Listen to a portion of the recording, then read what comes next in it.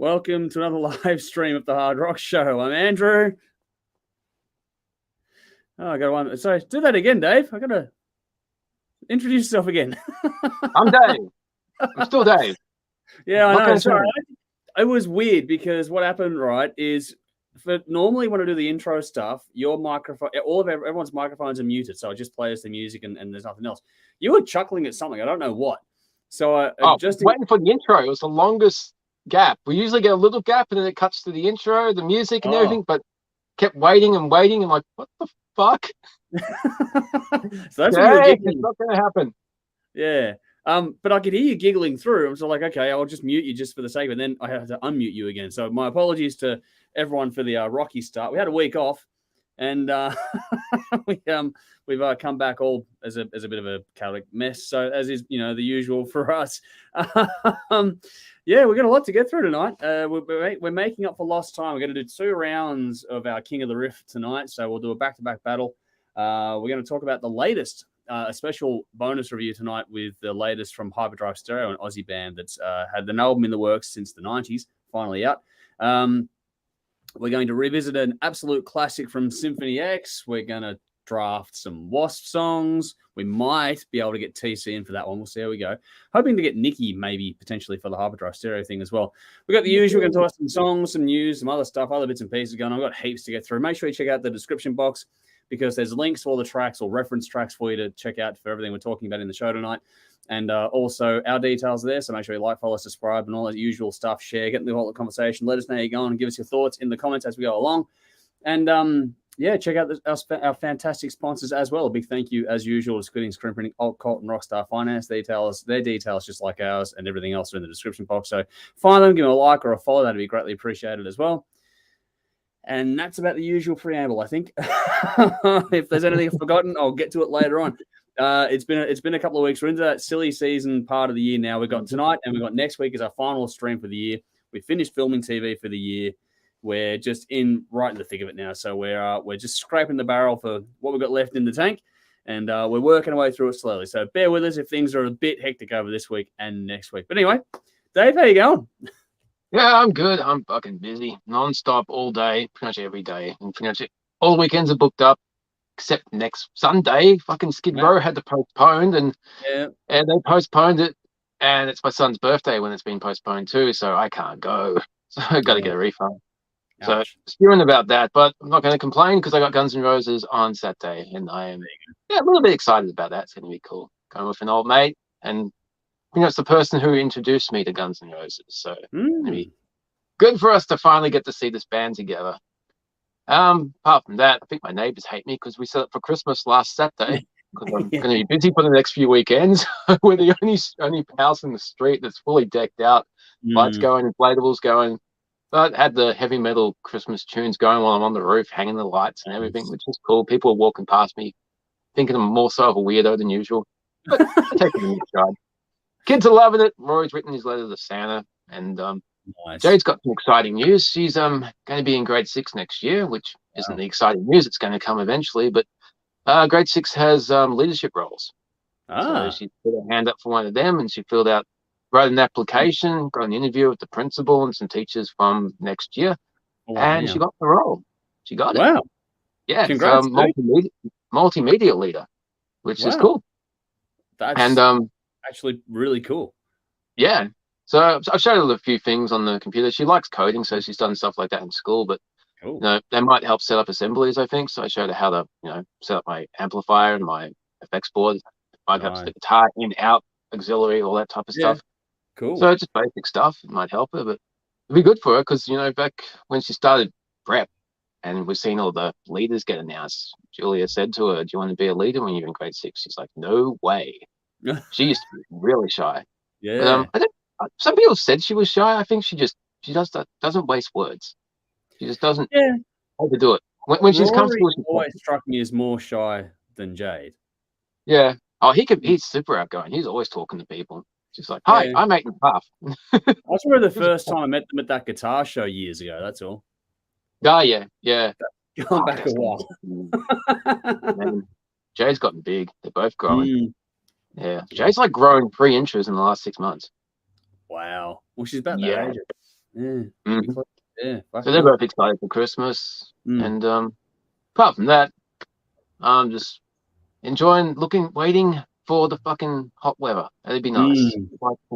Like some summer. Come on, it's the 1st of December. Fuck off, Lanina.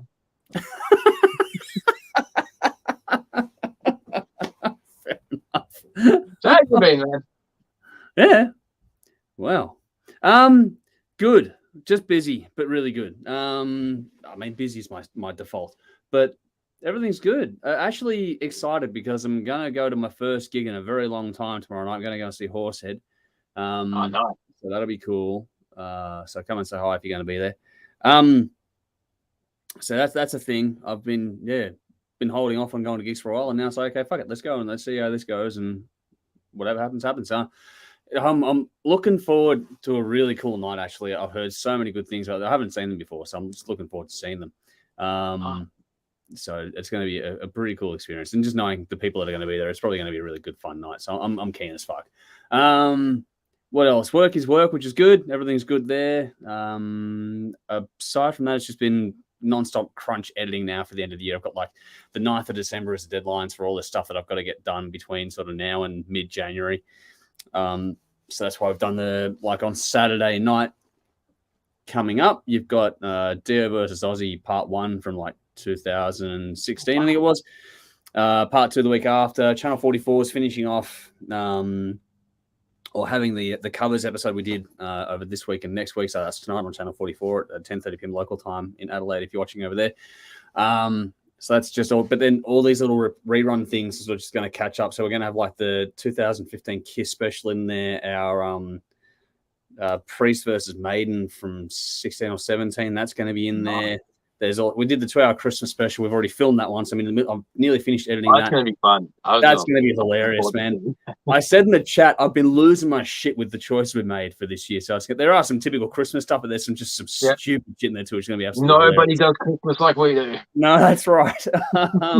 And then we got the New Year's one coming up after that. That'll be the killer crunch one. That's 6 hours of editing for TV that I've got to get done there. That'll be the killer, but that'll be fun. But aside from that, I've announced it to you guys and told the Patreon people and all sort of stuff that I've got a new toy here at the show, which is cool. Don't know if it's going to come through on this little camera well enough, but here's a bit of test. These are the first 2 things I did on this new machine we bought. So that's test 1. Is that coming through clearly, Dave? Yeah, looks cool. Yeah. That's wood. That's wood with the laser burned into it. Yeah. That's a bit of wood, and I just did my first ever try at burning the logo into a bit of wood. So that's that. So I figured I got that one pretty well. So I went and got up an old picture of Fred. Yeah, but Fred at the studio. That's amazing.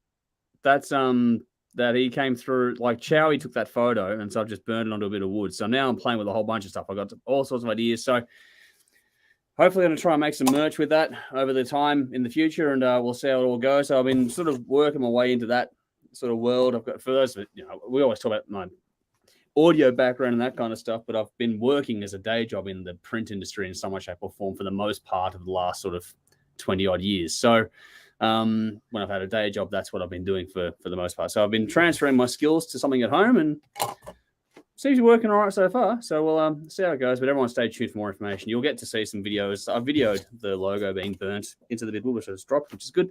So that's a shit prop now. It's on the floor. If Caesar comes in, he'll chew it up, which would be fucking ironic. But yeah, that new toy is there to play with. So that's going to be some fun. So that's basically what I've been up to when I'm not editing, is just sitting down, and setting it up was a pain in the ass. It took longer to actually set it up and get it going. Once I got it going, it was pretty easy. But I'm going to get some more stuff this week and play with, and I've told Dave about a bunch of ideas I've got, but it's all coming up pretty good so far. So I'm keen to try some more. So stay tuned. I'll do little short videos on what we're doing in that regard. Anyway, let's go to some comments and say hello to some people. Make sure you jump in, say hi if you're here with us. Like Nicole has over on YouTube, going evening all. She jumped in right quick as we got here. So thanks for joining us. Michael says he's currently out photographing Ginger at Corner Hotel tonight. Guys, we'll catch the stream later. Have a great night. Thank you. Hopefully have a great night as well. There are a few people at that gig tonight, so I'm looking forward to hearing some good things about that one later on, which will be nice. What have we got here? Conrad, good to see you, buddy. He's gone, hi, guys. Good to see you. Going to get you and Jeff next week, hopefully, if everything lines up. That'll be the plan. Then we got Dean saying, hey, lads, hope you're both well. We are. Hope you are as well, buddy. Hopefully you're keeping well. Darren saying hi. Good to see you, buddy, as well. Same with Sally. All the regulars here tonight. Looks like good to see you, Sally. Hopefully you keep well. Same with Basho. Good to see you again too. I'll bring it up on the screen. Fucking things aren't clicking right. Gear. Good to see you again, Viking Queen. That track you released, Attitude, is a cracker. Well done on that, Dave. Cool. Did you check that out? Yep, I did. Got notes. We can do it. Okay, cool. We can do that one in a little bit. All right, we'll get on to that one. Vinny says, my stepson is dyslexic. He wrote a letter to Satan instead. There you go. Christmas with the devil indeed. Here we go. Let's have some fun now. I heard about the dyslexic pimp. He bought a warehouse. Oh, my God. Took you a moment. It did. I'm not going to go there. All right. Conrad says, hope you enjoyed Storm as much as I did, Dave. Sorry I did not bump into you. No, you didn't bump into me because I couldn't go, man. I'm fucking broke. Shit time of year to be going to concerts. There's so many things I want to go to. And of course, fucking concerts cancel on me after other concerts I could have gone to. I'm having a shit time. Yeah. That's shit. Yeah, that part of timing is whatever. Yeah. I'm half expecting Axel to get struck by lightning. What was that? I'm half expecting Axel to get struck by lightning tomorrow. It's clear weather, so if it comes, that's going to be something out of the fucking. I've already checked the weather report. All right. Sally says, "Yay, Jay, get a chocolate or booze. Maybe a bit early for booze, but the chocolate." I'll stick to the chocolate. Yeah. She's a big fan of Lagerstein, so who knows? Could be creating a monster. She is your daughter, Dave. Let's remember that's true. I only have myself to blame. Yeah, that's it. She's all for her own person. I'm very proud. Yeah, no, she's a good kid. That one.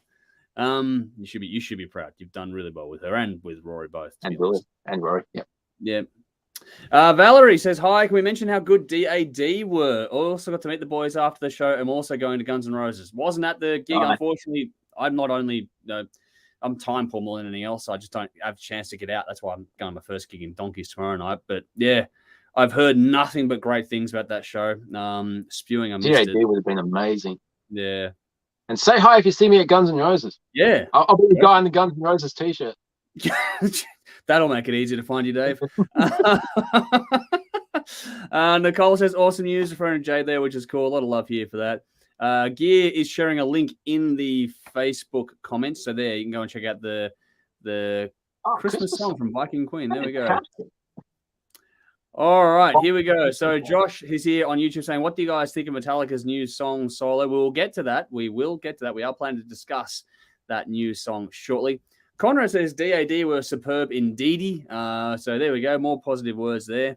Bash is very disappointed yesterday with the news of the rescheduling of Skid Row's Aussie tour. Look forward to the new date in May 2023, which Dave has just touched on, which is 21st of May. That's not a good date for you, Dave, unfortunately. No. It's a good day. It's just the wrong day for Skid Row. No. Wrong date. What do we got here? Ion Sky, they are amazing. So there we go. That's, I'm assuming, going to be back to DAD for a moment there. If I'm wrong, correct me. Dean says, not rock and roll. Rest in peace. Listening to DAD. They would be, actually. That'd be really cool. Dion says, not rock and roll, but rest in peace, Christine McVeigh from Fleetwood Mac. Yes, that is definitely bad news. True. That is, unfortunately, the way it's working at the moment, there's a bit of that. There was also, if I scroll back through here, bear with me for a moment here, people. It's going to be, so shout out to the family there, of course. And also, where is it? If I go back, no, I've put it in comments. I'm just scrolling through. The guitarist from Dr. Feelgood, Wilco Johnson, passed away the other week as well. So there's been a couple in the last couple of weeks that have, had shrugged off their mortal coil and moved on. So our sincere condolences to all their family, friends, bandmates, fans, all the usual stuff. It's always, especially this close to Christmas, it's that kind of shit time. But if they hopefully, with Christine, it looks like they at least knew it was coming. So that was, for whatever small comfort that is, then that's something. Conrad says, digging the new Metallica song, naysayers can fuck off. I'm sure we'll get into that in a moment as well. All right. Dean says, get that happening, Andrew, with merch. Love those two designs. Yes, I will get that laser burning going on. Sally says, very nice for that one. So we're getting a lot of love for it. Now, Vinny says, how much did that toy cost? Enough. Enough. I've got another piece actually arriving hopefully next week, which will allow me to do things like I've got to do some tweaks. I've got to do some playing around, but I'll be able to do things like glass. So I'll be able to actually do like burn like the logo onto drinkware and things like that. That's the plan. Nice. So that's going to be Steins, shot glasses, that kind of shit. Hopefully I'll be able to work all that out soon enough too, and I'll be able to do it all in-house here. Darren says, fucking hell, Dave. So there we go. Nicole says, I have a Sculpt Fan S9. So many things you can do with them. There would be heaps. Once you get these toys, you start going into it. Josh is asking about new song solo. Vinny says, how young is too young to try a wee bit of alcohol? My stepson is actually 11 and headed into grade 6 next year. Also, surely I'll have to try a shandy at least. What do you think, Dave? Because it's a long way removed for me. But what about you? Oh man, I don't know, because it's a different generation. We were so different back in the 80s and 90s, and I'm finding kids are more mature these days. Yeah, it's different. Yeah. And I mean, I'd say something as a joke, and my kids are like, "That's really silly." Like, it's just a joke. Come on, probably a bit too serious, but I don't know. But other times they're like normal kids. But fuck, I don't know, 16 maybe. Mate, good luck holding out till 16. Yeah, it won't happen. Look, for me personally, I think that for a little taste of it, not to have, get a fucking few glasses in, but a little taste here and there. Like, I used to get mouthfuls of whatever was going on when I was pretty young, so just to get a taste for it all. That may not be beer back in the fucking 70s, I think. What was that, sorry? They used to dip dummies in beer or in whiskey to help baby sleep. Finnegan. But no. We used to get that sort of, just to get a taste of things here and there, little mouthfuls, little sips of stuff, whatever was going around. That was never really hidden from me, or not when I was going elsewhere anyway. But yeah, I don't know if that was a good thing or a bad thing, considering I started drinking at 14. So, work it out. Mind you, it was my mother buying the alcohol for me. So, take your pick. Yeah, for a little taste, I think just as long as the parents are around, it's not going to be too much. It's like a mouthful, whatever. Here we go. Dean says, gonna get shot here, but is Nickelback's new album Get Rolling getting a review in the future? I dig it. We'll see how we go time-wise. We haven't planned for it for this year. Once we get into November, it's really hard to start doing any further than that. So it might be one we do early New Year, or we'll just see how things shake out. I enjoyed it. I have listened to it. Dave, did you listen to it? Yeah, I did. I listened to it the day it came out. I like it. It's good. Yeah. Diverse tracks, which is something I always enjoy. And, heavy tracks are heavy, softer tracks are what you would expect from Nickelback. But, yeah, it's a good listen. Yeah, Disturbed album came out in the same day. I gave that a spin too. That was very cool. I enjoyed that one as well. It's what you want from the band. So, yeah, both those albums were good. It's just a matter of what we sort of, get around to doing time-wise, because that's the hardest part of things now. Roy, good to see you. He's gone. The new Metallica song has huge Overkill vibes. Now, for those that pay attention to our short content in the little 1-minute videos that we do, I did ask last night, what this song reminds everyone of, and it's just been funny how diverse the feedback has been on that. I will touch on that again when we get to the actual talking about that song anyway. Tom says, hey all, hope all is well. Thank you for joining us again. Hopefully you're keeping well too. We are doing well. What do we got here? Andrew's gone. Hello all. Great to finally get to gigs. John 5 in 2 weeks, then Sleep Token next year. Fuck, that's going to be cool. Nice. What a nice lineup that is to go to. Wow, nice. Enjoy. Let us know how it goes. Dean says, new Alter Bridge album review in the future. Also love that album. I haven't actually had a chance to spin that one yet. Have you, Dave? No. I want to I so will. bad. I can be my tomorrow listening. There's not much coming out tomorrow. That's it. Tomorrow's very, very quiet. Unfortunately, no, not at this point in time. It's just that whole thing when it starts to get toward the end of the year. It's just, I know it was released early this year, but it's just like, fuck. There's always things we miss, unfortunately. It's just the way it works out. Darren says, Metallica album has riffs from Kill 'Em All album. It's cool. Here we go. Get more positive feedback. Here we go. Nicole's gone. Dummies in Brandy in the 70s. There we go. And Winnie said, listen to Disturbed's new album. Also definitely a banger. So that is very, very cool. All right. I've caught up on the comments. Alrighty, let's get into some music. And while it's the hot topic of the discussion in the comments, let's talk about this one now. Let's just get it over and done with. Let's talk about the latest from Metallica. So in the description box, in the comments now, there's a link to Lux Æterna from Metallica. If you haven't checked it out, then I don't know what rock you've been living under. I think everyone's been talking about this in some way, shape, or form for the last, 72 hours now, I think that it's been out for. Yeah, 72 seasons. Ah, yes, there we go. Hey, good segue. No, well done, Dave. Terry's just joined in saying hi, guys. Good to see you as well, buddy. Hopefully you're keeping well out there. Thanks for jumping in. But yeah, the new song from Metallica, Lux Æterna. Let's just get right into it. Dave, spin or bin? Do you like it? I'm assuming yes. Oh, spin. It's fucking good. But it's too short, it's too long, it's too fast, it's too slow. They cut the hair, they're fucking greedy millionaires. Fuck off. It's a cool song. Just accept it for what it is, man. I know a band that's been around for 40 years is going to have a lot of weight. And for a band that's been through so many phases, you're going to have different fans that come in at different eras. Yeah. Listen to it or don't listen to it. If you don't like it, that's cool. Don't criticize other people who do. Plain and simple. Okay? That's my little rant. I'm going to get to the actual song. Okay? It's cool. I like it. 3.5 minutes. It's a Metallica song. They're instantly recognizable. They got their own sound. What they do well. They always have. Whether it's Kill 'Em All or it's fucking Low. They just do it well. Especially Hetfield's vocals. He sounds good. He sounds a bit older. You can hear it in his voice. Yeah, but I think it suits the song. Great, yeah. He does. He really does. It's a bit more of a gravel, but he always had that. It's just a little bit more pronounced. I got that on a deeper listen. Interesting themes of the song and the album. I'm really curious about this whole 72 seasons concept with the 18 years, and it's a concept everyone can relate to. Hetfield's always been a really, really honest lyric writer and a very clever wordsmith. And you can tell he's gone through a lot of therapy again recently. And this is executed better than what it was on Saint Anger, but I really like what he did there. This is another turning point because at that point in the band's career, they were all having kids, they were all having marriages, they were all changing. The band was changing. Whether the band continued, their kids are older. Their kids are flying the nest. They got bands themselves. Exactly. Hetfield divorced his wife. This is another big changing period for the band. Are we going to continue? We're getting older. We're getting tired. He says in a lot of his interviews recently, his body's tired, but his mind's still active. Yeah. He still wants to create, but can he still be fucking Hetfield, the guy that fronts Metallica, probably one of the most recognized person in the world?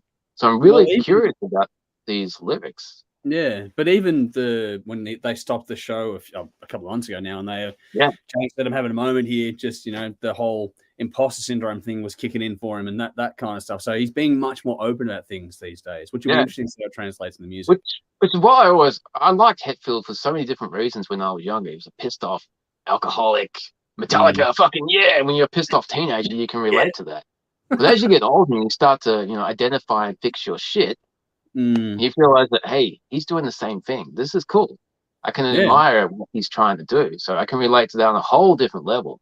He's a dad. I'm a dad. He's a music fan. I'm a music fan. There's so much to enjoy. Yeah. The funny thing, they sound fucking great for their age. You don't really think that they're in their early 60s. No. And the solo is really good. The drumming's great. I'm not much of a drummer. I don't know anything about drums anymore. I don't know why Lars copped so much shit because I thought he sounded great on fucking Hardwire and Spit Out the Bone. They were fucking brutal songs. Everyone's saying, oh, this is a return to form. And, it is, but it's not a new return. They've been doing this shit since fucking Death Magnetic. Yeah. This is Metallica. This is what we love about them. So, I'm really happy with this song. I'm super keen for the album, and how fucking great was it to just wake up on Tuesday morning? Yeah. Like, new Metallica. That's how you do it. You don't have to do it on Friday with everybody else and just get lost in the crowd. Don't even have to anticipate that you're going to release an album. Don't tell anyone. Just do it. Yeah. Especially when you're a band at Metallica's level. Just release it and the whole fucking internet just goes into meltdown. That's how you make reaction. Now, there's some bands that release an album every couple of years. Metallica, Maiden, wait 4, 5, 6 years maybe. Yeah. And it becomes an event. It's not just another album, it's an event. Yeah. Everyone will have an opinion. Whether it's good or bad, you make your mark. And it's cool.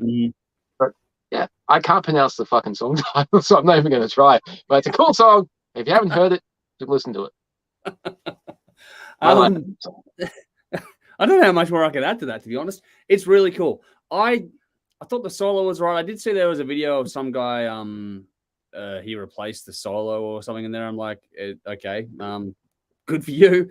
I haven't had a chance to watch the video yet, but I'm with you. I just think it's funny how people like to just can it for the sake of canning it, and it's funny to me. Like I was saying in the video before, like the little 1 minute video, the short, and then for just in this conversation in general, that it's so cool how everyone links back to a different time. People say Kill 'Em All. I say, Garage Inc. with, things like It's Electric. And other people say, all these different eras or albums or songs from the band over the years. So it just has this knack for pulling people back to a particular place in time. And it's not the same for everyone, which is really cool. It covers the length and breadth of their career, which is a really nice touch. I think it's just on a pure business point of view, it's a very smart choice to release this song as a single. It's short, it's sharp, it's upbeat, it's got a good hook. It cashes in nicely on the success from Mars Puppets being, re-pumped via Stranger Things, which is, that's just making a song that's fun, got a good vibe, and is accessible is really, really well thought out. I don't know if they did that intentionally because the song was probably written a while ago, but releasing it now as a single straight off the back of that, really, really smart. You got to always admire their savvy on things like that. But the song itself, I like it. It's funny how I saw someone say they like Hardwired but don't like this song. I'm like, but this song would have easily fit on Hardwired, so I don't know what the difference is. It's anything from Hardwired through to Garage Inc. for mine, and I think that I just love the vibe, the feel. It just feels good to hear that song. Like you said, waking up first in the morning and seeing that break all over the news, like, okay, fuck, here we go. And yes, the internet did melt down as it always does. The song itself is cool. I like it. I think performances are great. Good to get a solo again. I like what we got on Hardwired. So whilst it didn't blow my mind, I'm glad we got it. And it suited the song nicely. It's one of those ones where it didn't grab my attention, but it didn't detract or distract me either. So it fit the song, which is what you want. It's not flashy. It's not drawing attention. Yeah. And the thing is, the people that know me know that I don't like over-the-top guitar work a lot. It tends to irk me a little bit. So I like things that fit the song. And if it fits the song, I enjoy it. And that's what it does. So to answer that question directly. But no, I reckon it's a good song. Everyone's talking about it, which is what you want for that band. I mean, if you ever wanted to prove that they're still one of the biggest bands in the world, I think that just did it. But yeah, I don't know. What's not to like? It's a 3.5 minute punchy metallic song. Like, what do you want? Like, it's got melody, it's got riffs, it's got a solo, it's got drums, it's got everything you want. Like, I like it. I don't know what you wouldn't like about it, but it's been funny how the commentary's played out with that over the last, few days, which has been interesting. But yeah, no, I enjoy it. I know there are people that don't, and there are people that are saying time to retire. Well, I would say jog on. Like, they can do what they want in that regard. I don't see the need for that particular comment. I don't know if there's someone saying that now in the comments. I haven't read down to see if someone's saying it right now, but they can do what they want. They're in their 60s. They've got a career that's unlike any other. And, I'm just grateful to get new music. The fact that there's going to be an album close to my birthday next year is pretty fucking special to me. So bring it on, bring it on. So I'm happy with that. So there we go. I'm a fan of it. I'm a fan of the band. I like most things they've done. Not everything, unlike Dave, who likes everything. We can agree on Lulu, can't we? Lulu was pretty. Fuck. I haven't listened to it all through in one session, but I can appreciate what they were trying to do. I'm not going to hate it. This will be turning into the Metallica 2-hour podcast in a second. We'll stop that. But yeah, no, it was cool. I enjoyed it. We both enjoyed it. And generally speaking in the chat, it's been enjoyed amongst the crew here behind the scenes too, which is nice. Viking Queen say, we hope all like the Viking Queen Christmas song, Christmas in the North, Skull. Well, I've got the drink out, so that's all good there. We'll check that out for sure. Tom, I've heard some people state that it's not Lars on drums. It's too clean. Okay. All right. People have done that for years. There's no way Lars isn't playing. If Lars is not playing on that, I'm going to die of shock. We'll wait till they tour and fucking watch the YouTube videos. He'll be playing it. Yeah. No, we'll see. Not a drumming expert. I can't really comment. Dean says, I really like it. Reminds me of Kill 'Em All, Ride the Lightning era. Clip was great too. The clip was fucking cool. A lot with the lighting technology going through it. Saw it premiere 2 a.m. Fucking hell, you're keen. I was asleep. Can't wait for the album. I'll be buying it. James' voice is on fire. James does sound great. His voice ages like fine wine. Also reminds me of Stone Cold Crazy. Yeah, I get that vibe as well. But I don't know. I don't know if it was intentional, but I thought I saw in the lighting like the M for Metallica come through when the camera was on a particular angle. So that was really clever with the way they strobed it out. Was really, really nice. Conrad says, I have no complaints about this new Metallica song. It ticks all the boxes, sounds modern, fresh, and exciting. And that's pretty much the simplest way to put it, I think. Tom says, I truly believe that Metallica fans hate Metallica fans. Too much bitching that it doesn't sound like early Metallica. Myself, I'm glad they evolve and change. And that's the thing, too. They haven't been that early band for the majority of their career now. Yeah. Like, this is the band. If you don't like it, that's okay. But, yeah, it is what it is. The Black Album was 30 years ago. I know. So work that out. They've been this band for a long time. All right, Darren says Hetfield's voice has gotten better over time. Agree.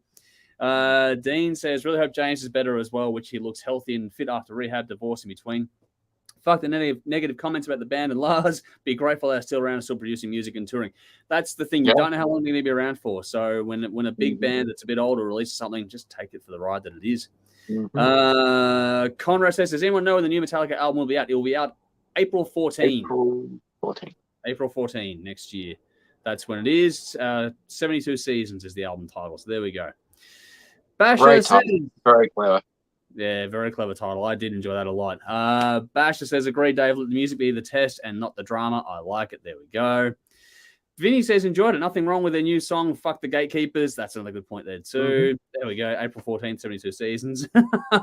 Dean also says, I think the production on the album will be in the waves of Death Magnetic and Hardwired albums. They were all done at HQ. Please not Death Magnetic. Fucking Rick Rubin. Fuck that up. The compression fucked that. The songs are fantastic. The compression killed it. Anyway, I replugged my speakers in because I thought they were wired wrong. I thought, what the fuck? Fucking hell. Maybe that's why they chose the next album title, Hardwired.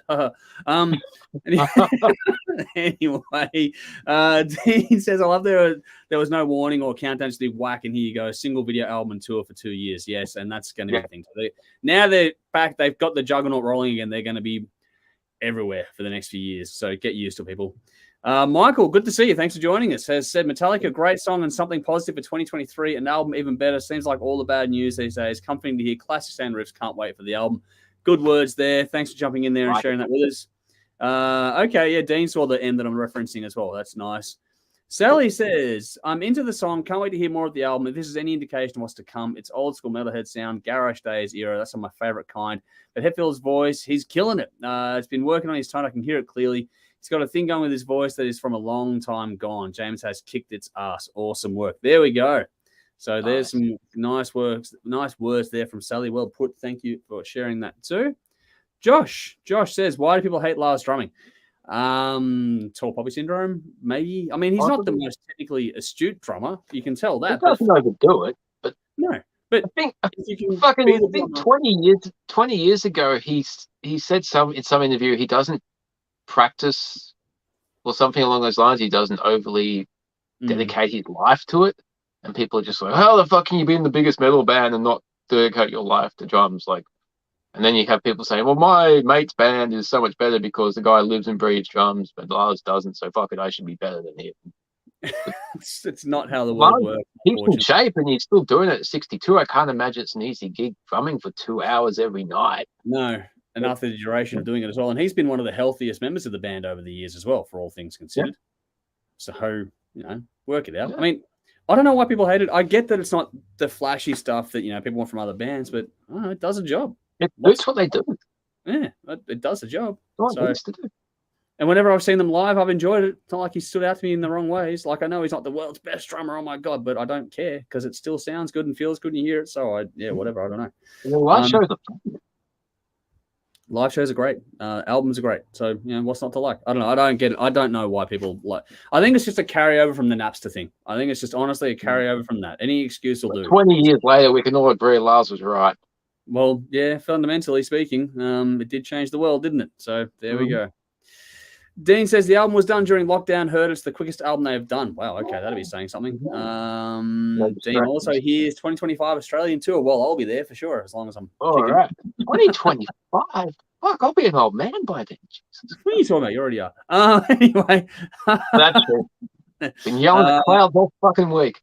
Half the audience are fucking rolling their eyes at us too right now.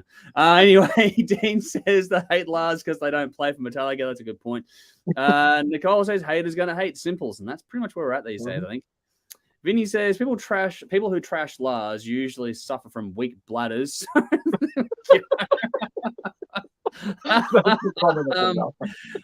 Vinny with the goods as always. Dean says people are jealous most of the time. That's why they have to pick on someone. Lars is a big influence on my drumming and still is. Well, there you go. So take that for what it's worth, folks. Darren says Lars has been banging on about for 40 years. Must be doing something right. Well, that's it. Or banging it out. Sorry, for 40 years. He must be like you can't be this long in the game and be shit. Like you'll get found out. So that's just how it works. Conrad says Lars drumming on and Justice for All is off the scale brilliant. I love the drums. That's on great. So there you go. And Sally chimes in with saying people who love to hate on Lars, fuck them all. There we go. That's another one there as well. Dean says, was it because of Nafta? I reckon that's where it started. To be honest, that's where it absolutely started. So yeah. That's what I think it's at. Unfortunately, that's just where we're at in the world of dealing with it all. Anyway, like I said, this is going to turn into the Metallica podcast, and we're trying to do other stuff here tonight as well. Not that there's anything wrong with talking about Metallica for 2 hours. Hell, we've done it before. But we should move on to other things here. But before we do, Bash says, Death Magnetic, poor production. Surprised to hear that maybe I got a crappy stereo system. Man, the headroom, the clipping on that drove me. I love the songs. I actually really enjoyed it. The production is just enough. But if you listen to the crunching in the speakers, like, oh my God. Like, especially the day that never comes with those ringing chords towards the end of the music section. It's like, oh, that's fucking painful. Yeah. I love the album. I reckon it's great. But what you should do is if you want to hear the production I'm talking about, put the Black Album on, then put Death Magnetic on, and you'll hear the difference like that. Yeah. That's how you put it. Reference it. A-B it. Just go a track from Enter Sand, or put Enter Sandman, and then put, All Nightmare Long. Just put those two songs and you'll hear it. All Nightmare Long, you can hear the crunch. It's some people like go. I'm a massive audio fuckwit, so I pick up on things like that, and I know what I'm like. So I don't expect everyone to agree with my stance on it, but I've got very limited knowledge on audio, but I can hear it all the way through the album. For a comparison, there's YouTube videos of the CD version and the Guitar Hero tracks. Yes. The Guitar Hero tracks are much cleaner. Yeah. They sound much better. There's videos of them jumping from one to the other, and you can't miss it. Yeah. The production, they muffed it on that one. Unfortunately, the production didn't help it at all. What do we got here? Nicole says Lars is the best drummer out in '83. Well, there you go. DB says, well, Dave, you're putting up some Christmas decorations. He had them up. Now they're all over his house. Yeah, take them off and put them up where they belong, and it took a long time. But it's awesome. So I'm lucky. I've got extras. So I've got the lights here. I've even got a fucking tree. Just people playing at home. Got a spare tree. We live on the corner, so I even fucking decorate the signpost. But we've got extra lights. We've got all the shit for the outside and the inside. This is all the leftover shit. This is actually a black Christmas tree, which we used for a couple of years, but Jody hates it, so we swapped it out and got a new one. And so I've got this one in here for the set. And these old lights have been kicking around for years and years and years. And I've got tinsel fucking over here as well, so I've got shit everywhere. We always decorate the sets for different things. So I've had them up, and I'm able to leave it up, but Dave doesn't have quite the expansive collection of decorations that I've managed to accumulate over the years. So a little bit more each year. Yeah, that's how it works. That's the best way to do it. Commander Ando, thank you for joining us on Twitch. I love Death Magnetic. This is not a knock on the album. I love the album. I hate the production. Love the songs. What have we got here? So Dean says Death Magnetic was awesome, but production's been way better, 100%. And Dean says, we know what you're like with production and audio. That's why we love you. Thanks for that. I'm a fussy bastard with that. What have we got here? Commander says, the new song's production is phenomenal. Love the lyrics and the message of the song. Not a huge fan of the song itself, though. Fair point. And that's at least some fair, qualitative feedback, if that makes sense, or a qualitative criticism. I'll completely cop those things. Just the random, fuck him, hate him, retire. I don't like those, hot takes kind of shit. That's actually thoughtful. So, no, I'm all good with that sort of stuff. That's cool. I will say the mix on the new song sounds fucking great. What do we got here? Dean says, I'll be shit scared of Andrew when my band doesn't know him with the production is. People, it's funny how many times we've heard that over the years, isn't it, Dave? Like that's been a regular thing. The people get sort of scared when we start to review them when they know us or we know them. Anyway, what was Josh funny said, was when we were back in the studio, we'd have band members in the audience when we were reviewing their album. It's like, shit, we're going to cop a bottle in the head. The first time that happened was at the Damn Orange. Remember that? Yep. That was Brendan and I forget some of the other ones were there too. But Brendan, that's first. I think one of the first times we met Brendan in person was he came down to a set. And we reviewed the EP they did back then, and that was fun. Same with Tragic Earth. They were in the room and we did it as well. Yep. That's Nick. Yep. And it's funny how they started off and then we've now got them as part of the crew here at the show. But anyway, so anyway, it's been fun over the years for that one. Josh says at least Megadeth are coming to Australia in March. That'll be cool. That'll be very, very cool. Nice. And then DB says my Christmas decorations have been passed down in the family. Some are from the 60s. Fuck, that's cool, man. Feel free to send us a photo or whatever. That's awesome. That's cool. Oh, here we go. Man, family, good to see you. Thanks for joining us. It's gone. Never gonna complain about new Metallica, which is cool. Dean says, remember you gave us a 7 out of 10 for our EP, so I was shocked. Hey, there are certain things, like I will always give feedback and thoughts on what I think could be done better, but I also understand that there are some things that need certain levels of production and some things that don't need certain levels of production. So it's not like I'm a complete anal fuckwit about it. It's about the context. It's got to have context as well. So there is, some songs you just get away with more of it because, you've got more leeway because of the style of music, but someone that wants to be a bit punchier and cleaner, it's kind of required. But the one thing, if you want to piss me off with audio, clip it. That'll piss me off in a heartbeat.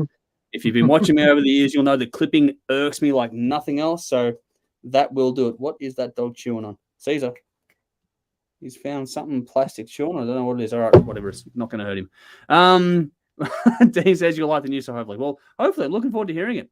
Commander says, are you a producer, mixing engineer or something? I studied it for years and because I studied it and have not quote unquote worked in it because I do this sort of stuff and some other bits and pieces as well. It's one of those things that I directly pay attention to. So for those that know me, have known that I did pay particular attention to it for quite a lot of time there. So yeah, production is a thing for me that I do greatly pay attention to.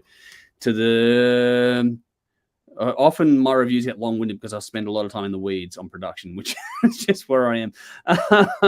Yeah, I love production. I enjoy it. I studied it and I pay attention to it. That's basically where it is. Dave says you stole my shirt again. So there we go. Don't know. There we go. There we go. Sally says, if people are scared of your opinion of their works because they value and respect an educated ear, you both have that. It's a good thing. Thank you for the kind words there, Sally. We I don't know how educated we are. We try our best. Where it is. Oh, fuck. We're just honest and we like shit. That's the thing. The important thing I've always said, because I produce it, is I've always said to everyone all along, Dave, is that just be honest. Be yourself, be honest, and the rest will be what it is. So that's all we I don't think I've ever shit canned something just for the sake of it. No. It's only just be honest, find something to like. If it's not to my taste, I'll always find something I can enjoy about it. Yeah, there have been times where I've tried things. Yeah. I've had fun with some reviews, like Limp Bizkit. Yeah. That's always fun to shit can. And your pre-recorded thought on the backing tracks. That was a fucking moment. But yeah, no, but I've shit canned plenty of things over the years. But at the same time, again, it becomes out of context. Usually, I shit can something because it feels like a cash grab or something like that. That's when I'll get picky on things, if that makes sense. If it's just music for the sake of doing music, I'll always respect the art. But when it feels like someone's taking the piss out of you as an audience member, don't like that, and I will go to town on it. Josh says, will you guys be live tomorrow night? Well, I'm not going to be around, so no. It's the short answer to that one. I'll be alive, hopefully, but we'll be alive, just not live. And we're back Thursday next week for our final live stream for the year. Vinny says, my parents are Italian. Their descendants are cut-offs from trees in the backyard, and the creepy doll with a Santa hat. Annabelle vibes. Oh, here we go, Dave. There's one for you. That's fucking awesome image, man. Liking that shit. Nice. Cool. That's like the night before Christmas. This is cool. Yeah, it'd be fun. I would love to see that sort of stuff. That's cool. That still hand-me-downs from that era is fucking pretty special, man. I've got nothing like that in my family. So yeah, all credit in the world for that kind of stuff. I love that kind of shit.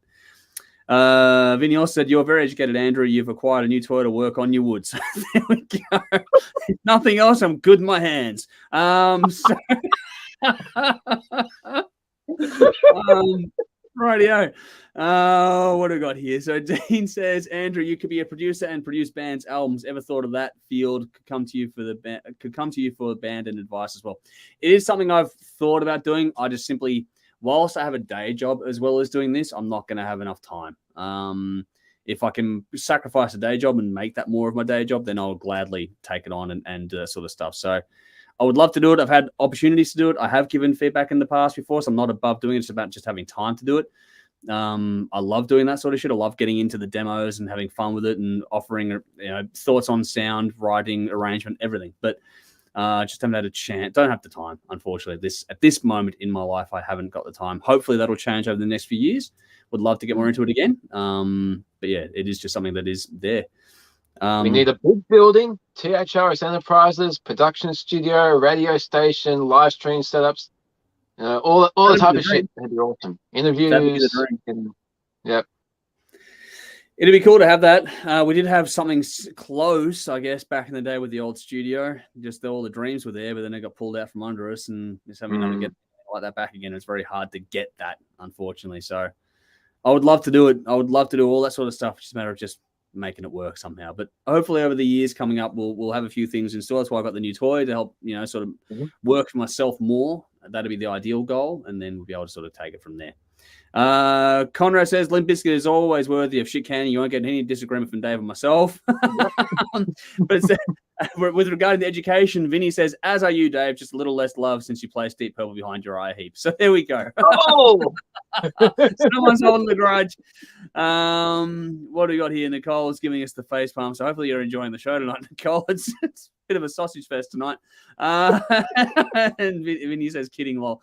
But then Commander says, Dave, did you catch Alstorm the other week? If so, what did you think? Unfortunately, he didn't. We already covered this one earlier. No. Yeah. It was one of the many bands I wish I could have seen recently. Yeah. But, If you've got any thoughts on the supports yourself, Ando, then yeah, let us know what you thought of the supports in there. Happy to have you share some thoughts there too. Dean says, I can send you some new demos, Andrew, and let you get to them when you're free for feedback. Always welcome advice. Feel free to do so, man. I think you got my email address. So yeah, go for it. And if you haven't, then anyone that wants an email address to contact the show, it's media@hardrockshow.com. That's the best email. It's in the description box anyway, so go and hit that up. Alrighty, let's move on to another song. Fuck. all right. This Segment is 2. Yeah, I know, right? We're going to be here for a long time tonight. It's okay. We've got 2 to go this year. Then we're off for a few weeks. All righty. So in the comments, I'll get to the other. There are comments scrolling through. I want to keep things moving. I will get back to those comments shortly. We've actually linked the latest track that we know of anyway, or the new single anyway, Attitude from Viking Queen, in the description box. And no, not description box, in the comments. I will add it to the description box later on. This one is just on Spotify. No YouTube link for this one. But yeah, this was the one that dropped a couple of weeks ago now as we did this one. I actually planned to talk about it in last week's stream, but then life got in the way and we couldn't do last week. So notably the day job. I didn't get home from the day job until at 8 p.m. that night. So yeah, that's what stopped us from streaming. I'd done like 40 hours in 3 days. It was pretty nuts. Yeah. Anyway, this is the latest song from Viking Queen. So Gear, if you're still with us, hopefully you enjoy our thoughts on it now. So Dave, over to you. Yep. Back in the 80s where you had the metal bands with you had the fans with the patches on their back, and you had the fucking mosh pits and the people that stick their hands up in the air, and you had that traditional metal sound. And it's actually called traditional all these years later. I'm glad there's bands like this keeping that traditional metal sound alive. And there's so many fucking subgenres and different directions, but just a straight up fucking great heavy metal song. And this grabbed me right from the start. Cool sound, great song. Vocals are really cool, and it works well with the female backing vocals. Those 2 tones really work really nice together. Solo is fucking great. I always go to the guitar solos, and I thought that was really cool. There's almost a laid-back feel. It's not balls to the wall, but it doesn't have to be. It's just got that cool groove and the good hook. It's just one of those songs you can just... It's a metal riff with a rock beat, if that makes sense. Yeah, exactly. That works perfectly. It'd be one of those moments in the show where the whole fucking festival is just like, into the song. It's like a rest period before the next Heavy one. But yeah, I think this is a very cool song. It's the second track I've heard from this band. We did one a few months ago, but yeah, I haven't bought an EP or an album, but yeah, this is really cool. If you like your old school metal, definitely check it out. It's a fucking good one. Yeah, I agree with you. It is. I think this is better than the last single, to be honest. The last one we did was that sort of massive compilation thing, and that was a really good song. But this one feels like the actual band, if that makes sense, as opposed to a special project. It feels like the band. And if this is, I think there's an album in the works, from memory, Gear, if you hear, correct me. But I really did enjoy just how, it's going to sound mean, but it's not, because it's just a really simple, good song. Like, it just has a great hook, great riffs.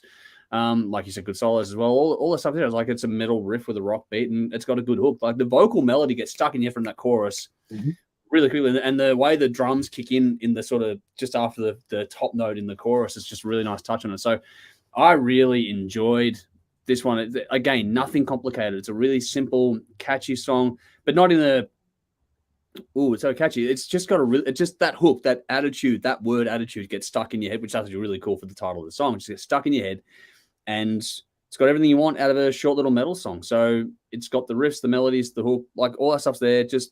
And it sounds great too, like really good mix. So yeah, I like it. And I think it's, like I said before, a step up from the previous song that we talked about from these guys. I forget the name of it, but it's something to do with the world. I forget what it was now, but to do with the war in Ukraine. But no, this was a really, just, if this is what we're going to get on the album, fucking bring it on. I'm keen as all shit to hear it. So yeah, I enjoyed it. It's a short little song. It's a short little review of a song, but yeah, I really did enjoy this one quite a bit. So yeah, check it out. Let us know what you think, people. And yeah, follow the band, because there's a lot more to come. Vinny says, imagine having wood that shoots lasers. Sorry, I'll leave it alone. Laser. The chick's like, my eye. I know, right? Oh, my eyes. It's going to be all sorts of wrong. Josh says, what are your thoughts on Killswitch Engaged? I like him. What about you, Dave? I haven't heard that much. At the time they got caught up in that whole, I don't know, new metal thing. I was in the prog metal, symphonic metal time. So I kind of missed the whole emergence of that. But I think I prefer Lamb of God out of those two bands. Yeah, Lamb of God's pretty impressive, hard to beat. But no, Killswitch Engage, I enjoy them. I think they're good both on studio or in studio and live. Only seen them the once, and they were good then. And I think that the vocalists over the years have done, good things either way. I've got no sort of preference. I think they're all really good. So yeah, I'm not a deep dive listener on the band, but what I've heard, everything I've heard, and that's a bit of it, I've enjoyed quite a bit. So yeah, I'm a fan. Not a diehard, but yeah, I like what I hear. So I enjoy them. Whenever I get a chance to check them out, I do so. Nicole says on Viking Queen, old school vibes. Very cool. Glad you enjoyed it. There we go. Vinny says, definitely Straight in the Car song. Gear going to sound great on the road. There we go. Getting some more love for it here. Darren, another one. Yep, cool. Liking it. Awesome. Getting some good feedback on this one. Jeff, hi lads. Just finished work. Race to get here. I'm late, but at least I got an hour of OT to make up for my tardiness. Good to see you, buddy. Nice. I told Conrad earlier on, hopefully we'll get you and him next week. Hopefully we'll line up for our final stream of the year. So that's cool. Vinny says, speaking of prog metal, have you had an opportunity to listen to Butterfly Effect's new album, Dave? I want to. I have to go on that. Another one for tomorrow. Definitely. No, it's one of those ones I was trying to squeeze in. I was going to try and squeeze it in this year because, it's just one of those ones. But yeah, we haven't quite got around to it. We did manage to squeeze one in tonight, and that was like Uber request from Nikki, of all people. Must want us to do that one. But yeah, unfortunately, haven't heard it yet. I want to. I'm keen to. Just got to get around to it. All righty. Now we're actually going to get to our picks of the week. Fuck me. All righty.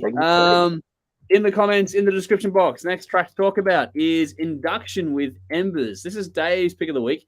Go and check it out at your leisure while we sort of talk about this one for a bit. But Dave, how the hell did you find this one? It's a Atomic Fire release, which is cool. We get the emails, but what dragged you to it? I've been keeping my eye on this band for about a year now. When Halloween released their most recent album, the self-titled fucking release from a couple of years ago, there's a guest guitar solo from Hanson. That's right. Now I know why I know this one. Son. So I was like, okay, who is this name? So I looked him up, and Kai Hansen's son is in this band Induction. So I've been keeping my eye on this band. So if you like your power metal, he's definitely got his dad's blood in his veins, because this is very cool, and that whole positional power metal style. Didn't we check out a previous single? Am I? Yeah, we did a single earlier this year. Yep, so, cool. And they dropped an album at some point, so there is an album that this song is out. So I'm going to have to check that out. But as we expect, impressive guitar work, clean vocals, cool riffs, shredding solo, double bass drumming. What's not to like? I think this band sounds amazing. They've got a lot of potential. They do have to do something that will distinguish them from all the other power metal bands. Yeah. So Yeah. it does. It is a little bit stock standard, but everything they do is done really well. So I'm really hoping they find their niche, their theme, their, I don't say maybe gimmick, but something that will push them into that place that no one else occupies. Yeah. Because at the moment they tick all the boxes, they write great songs, they perform really well, just hoping that they can do something unique. But if you like your traditional power metal, definitely check this out and keep your eye on this band, because the playing's definitely there, the songwriting's there. I just want something that makes them pop. No, and it's gonna be boring because we're gonna agree with each other, it looks like tonight. No, I do agree with that. I think that it's very good. It's very well done, well written, well performed. It's a great song, all those things. But at the same time, even though I listened to it 3 times before we started this stream, like a matter of an hour ago, I can hear like nothing. Like right now, I can hear Attitude in my head still from talking about it. I can't hear this song in my head right now. Does that make sense? Like, it's a good song. It's well performed. It's got everything you want out of this genre. If you like that world of metal, this is Dave's forte, this kind of stuff. This is the stuff that he's right into more than anyone else in the crew. This is Dave's little thing. We all zone in on particular, subgenres. Little expertise areas. And this is one of Dave's. And yeah, I can't disagree with what you're saying there. I think it's a great song. It's well done. All the things you want from this genre, but it's not quite enough to make it jump out from the pack. So it's very good. It's very cool. Nothing wrong with it at all. You will not turn it off. You'll play it. You'll enjoy it. It's all the good things about it. But is it going to make you reach for that over something else? And I don't know if it's got that ability about it. It's not a knock on them. It's just a case of it's really good. But unfortunately, with these things these days, a lot of things are really damn good. And so it's one of those ones where, and I think it actually kind of is a bit of a trend, because I was questioning that we were talking about this band earlier in the year. And this is me saying that when I've got the memory of everything we do kind of thing. And it's like, hang on, now I know that when you talk about the history of it, that's where it triggered me. But the song didn't jump back to mind. It was just the facts. The same thing in this context here. So it's all very good, but they're starting out. They haven't been around for ages, so it's all those things. There's plenty of room to grow, which is always the good thing. And if this is the launch pad, great. You know what I mean? This is going to be nothing but good things for them. But you do want that little bit of bite just to make it stand out at the end of the year, especially at the end of the year. But still, it's a good song. Nothing wrong with it at all. I feel like I'm being overly harsh when I don't intend to be. It's like, it's a really good song. It's a really, really good song. But yeah, it's just that we're full of really good songs, especially all the years we do. It's kind of bonkers. But yeah, it's a good song. If you like the genre, you'll enjoy it. I just think that, it just needs that little bit of zest on top to make it sort of leap out a little bit. Alrighty. Here we go. Nicole says Induction. Yes. All right. She probably got a better memory than me on it. So here we go. Ooh. Nicole says Tim Hansen, new singer too. Okay. I didn't realize that. Okay, cool. Okay. All right. Darren says these guys are damn good. There we go. Nicole says they're young, still finding their feet, and permanent members. And that's a big thing to take into account as well. When you got a lineup change, especially early on, that does sort of sap your energy a bit, and it becomes a bit hard. And get everyone's strengths. And that's why I find the bands that nail the second album, they're the ones that are going to be all right, if that makes sense. But they're young. That's why I said there's still plenty of runway to go. They're not anywhere near the end of it yet. So this is a good start. It's a very good platform for them. Josh is full of questions like Parkway Drive. Love them to bits. Dave, I'm not so sure. Not really my thing. Did we review their album? Did I sit that out? Ooh, did you sit that out? You and Tim, I think, loved it. I think I sat it out. Maybe, yeah. You didn't get around to it. That's right. Tim and I adore this band. And so does Tori, actually, one of my daughters. She adores them as well. So it's one of those bands that I've loved them. I've enjoyed them but ever since Aya, I've really gotten into them. So yeah, they're cool. I've got a lot of love for Parkway Drive at my end. Basher says, nice, dark, rocky song. So there you go. There you go. Cool. Getting some good feedback on that one. Now, my choice for this week is a band that we know and love very, very well, and they keep sort of putting this stuff online and pulling this stuff off of online. It's like, fuck, just leave it there because I want to hear it all. Shadowqueen have finally released a new single, Call My Name. Oh my God, is this amazing? Like, if you know this band, I'm going to launch into it. Sorry, Dave. But to check it out, it's in the comments in the description box. But fuck, W.A.S.P is one of the best vocalists going around, if not the world, then in Melbourne. I just love her tone. And the smoky tone she's got on this song in particular is fantastic. Their albums have been fucking brilliant. Everything they've done up till now has been just hit after hit after hit for me. And that's just why it's a shame you can't readily access a lot of the stuff. Because I just think that people need to hear this shit. I love this one. If you like rock with groove, it's a 3-piece band. So it's got all that space that sort of goes with it, but a big sound on it. All the things you want, like it's rocking, it's groovy. Robbie's vocal smokes it. It's got great guitar work, great rhythm in this one. The rhythm section, because it's a 3-piece, is really important. So it's another song. I don't know if these guys are capable of writing a dud. I just don't know if they are. You talk about bands you want to hear have that little extra something. These guys should be all over radio everywhere today. Yeah. And I mean that in the best way possible, not in the way that, such a it is commercially acceptable, but there is still so much bite, spark, and just attitude in what they do from the early days to now that I love these guys. I love everything they do. If you get a chance to see Shadowqueen live, do it. Do it. I've seen them play acoustic and full electric sets. Amazing every fucking time. Like, these guys are one of the best power trios out there, and I just love them to bits. This song is just another stunning addition to their catalog. If you like hard rock at all with melody, something you got to check out. Dave. Yep, I'm so glad this band is back. They kind of disappeared from the world a little while ago. I mean, a few people did over lockdown, but the music disappeared off streaming services. They disappeared off social media. It's just like, okay, is this band done? There wasn't a formal announcement, and then cool, they're back. A cool song. It's like, fuck yeah. So all these years I've been doing the Hard Rock Show now, they were one of the first bands I became aware of in the very early days. It's like, this is a really, really good band. And leading up to discovering the show, I was just like, where the fuck are all the new rock bands? And this is one of the ones I discovered. It's like, they're right here in Melbourne. We're so lucky to have bands like this. And it just sucks that our industry doesn't appreciate it, because this band should be launched to the world and we should be saying, this is one that's homegrown. But the song itself is just got an upbeat, fun tune, the swings of the riff, the smokiness of the vocals, fun story, cool hook, and great solo. I like how there's some clever writing and composition on this. She's got that ooh that she does, and then it's mirrored later on by the guitar directly afterwards. Like, just little subtle nuances like that. It's just like they pay attention to detail. And it's just great ear candy when you're listening to it. It's just a fun rock song. It's easily accessible.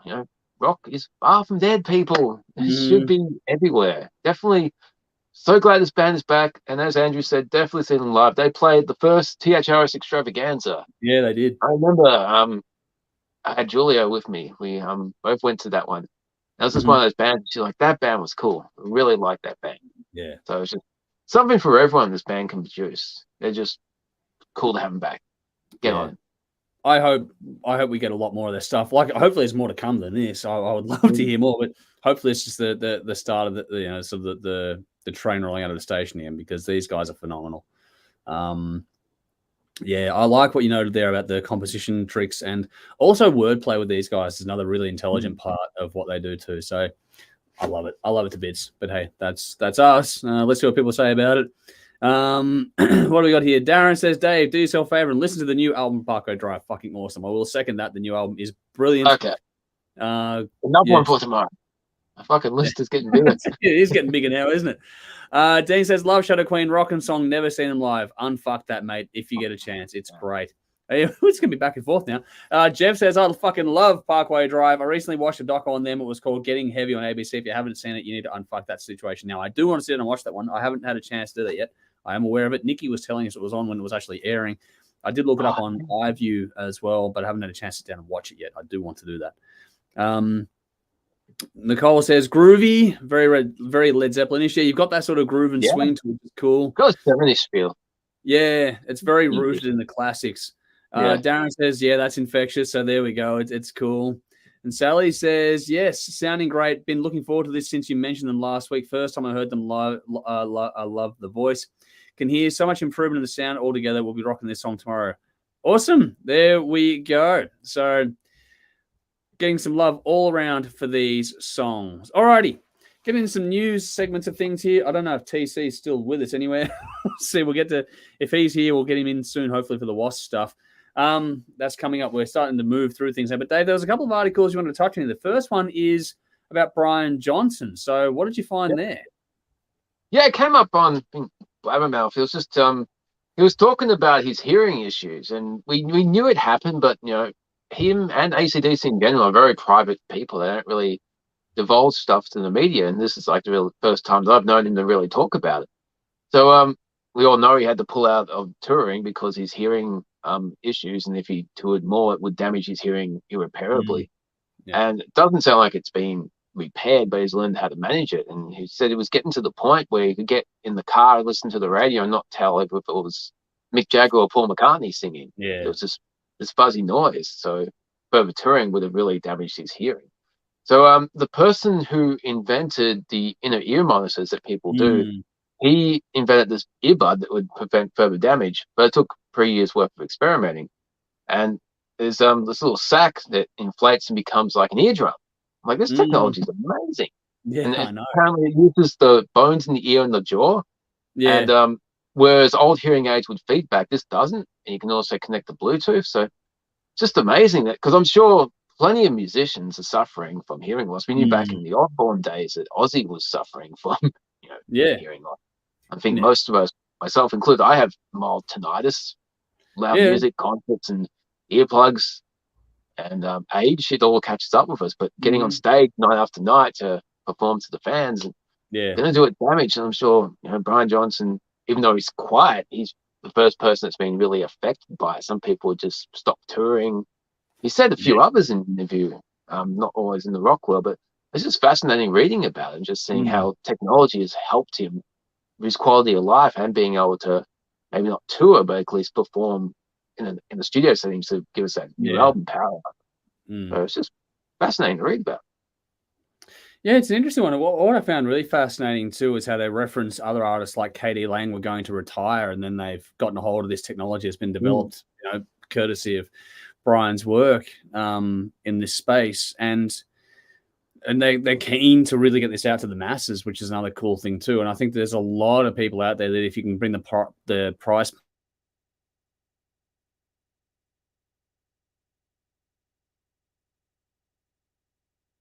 Andrew's frozen, I think.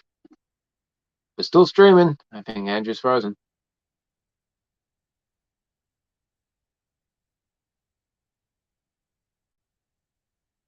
Coming up to a minute. Still frozen. This is strange. Jump on Facebook and see if anyone else is seeing or not seeing.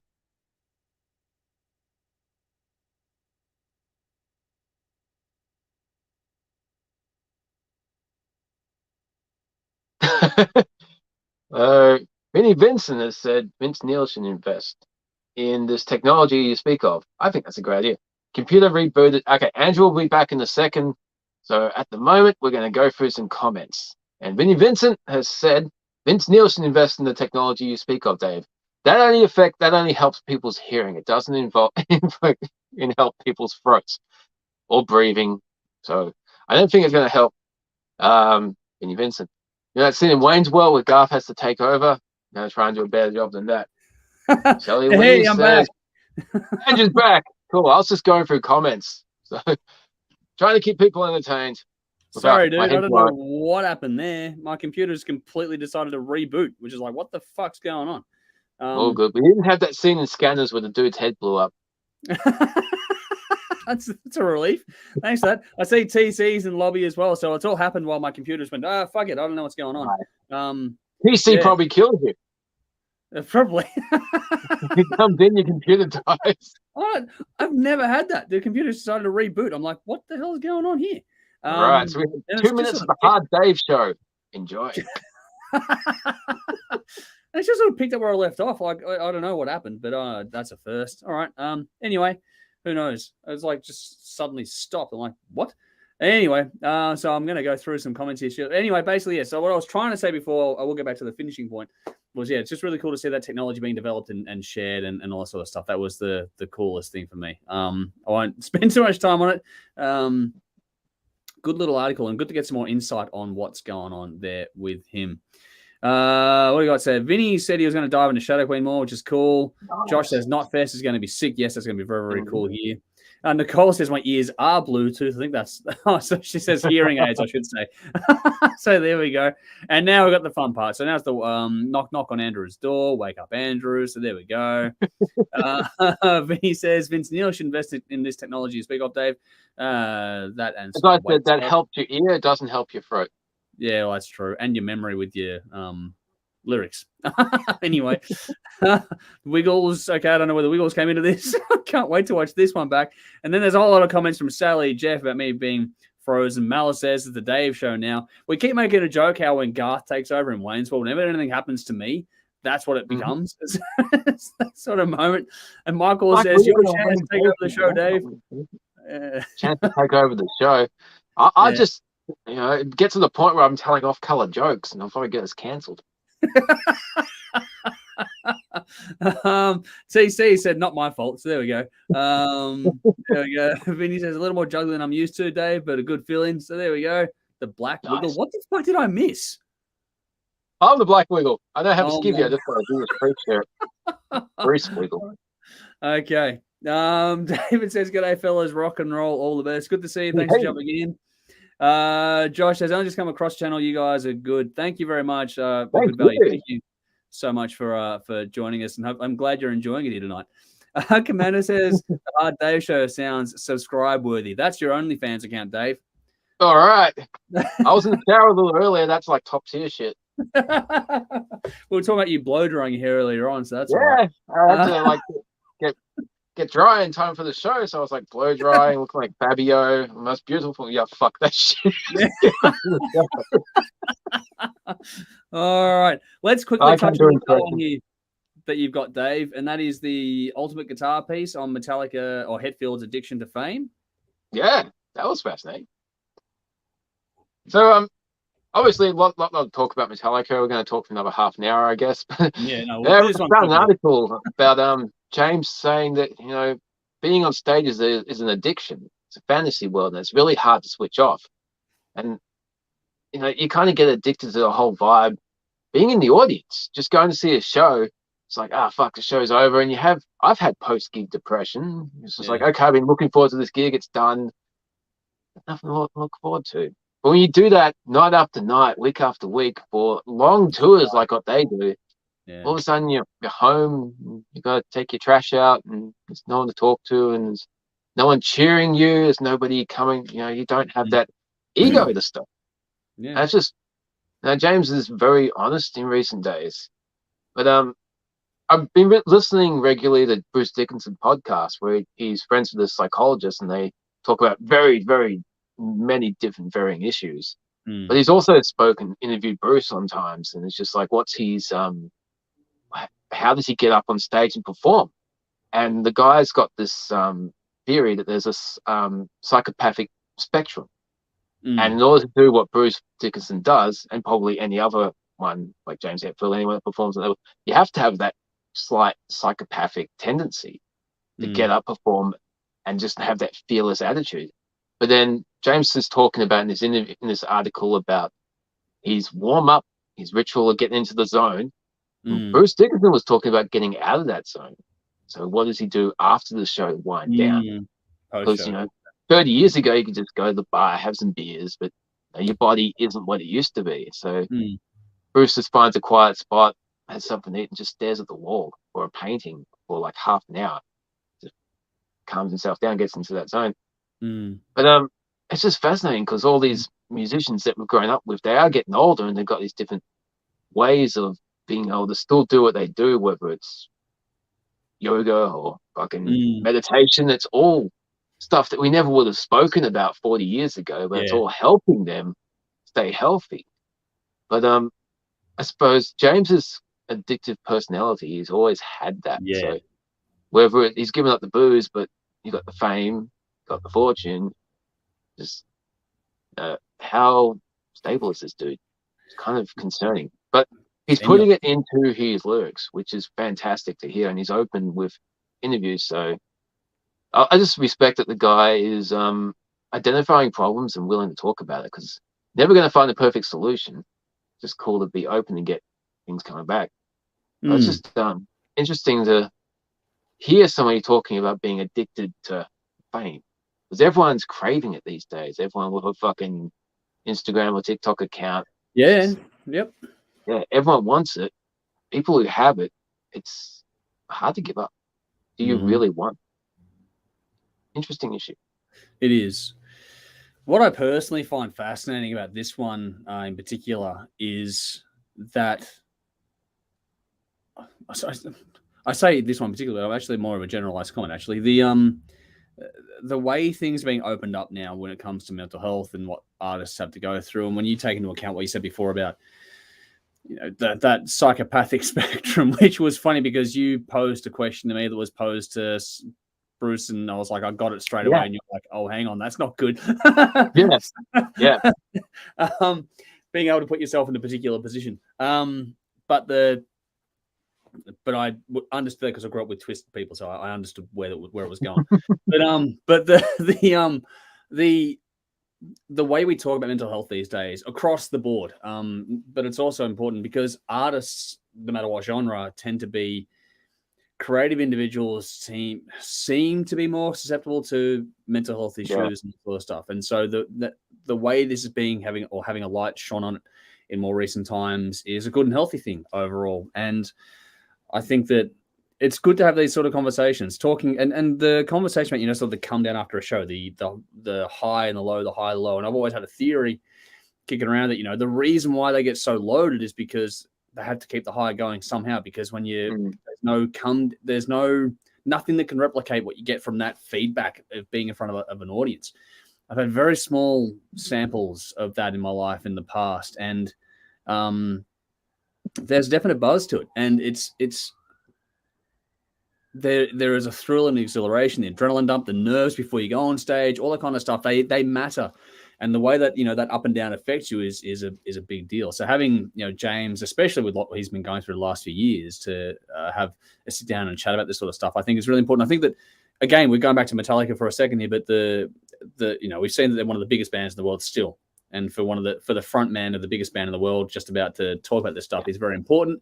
And the way it's being open on stage with this kind of stuff is very important too. So I think that all this is good stuff. It's going to take some people getting used to it, but this is all good things down the line for us to get to understand the human side of everyone better overall. And I think that's important, that we don't lose sight. These are people. They're going to go through things, and putting them in an extreme environment week in, week out probably does some things to people's heads. It's what happens. So, the better we can find balance, the better off we'll all be in the end, I think. That's just, the more we push things to the extremes, the more we learn in general for everyone's benefit. So, there we are. Sorry, got a bit deep there for a second. I'll try not to do that. What do we got here? So Jeff says that Shadowqueen is excellent. She actually reminds me of Lee Aaron vocally. Maybe I'm smoking it. Nice. She's got a great tone, man. I love her tone. Vinny says Andres Laser Dave uses bolts of lightning in unique ways on his OnlyFans account. Y'all are missing out. There we go. What do we got here? So Dean says, scientists got in contact with Brian a few months after he left the tour, and they took 2 years to minimize the size of the hearing device, which was the size of a car battery. Fuck. And then inside your head. And then turned into an eardrum. Brian was in tears when they did the Power Up album, when they shot in the In the Dark video, rehearsed a full set for a tour that never happened thanks to COVID. Brian has a new book too, The Lives of Brian. If anyone's interested in what she talks about, Yeah, I want to read that. Nice. Cool.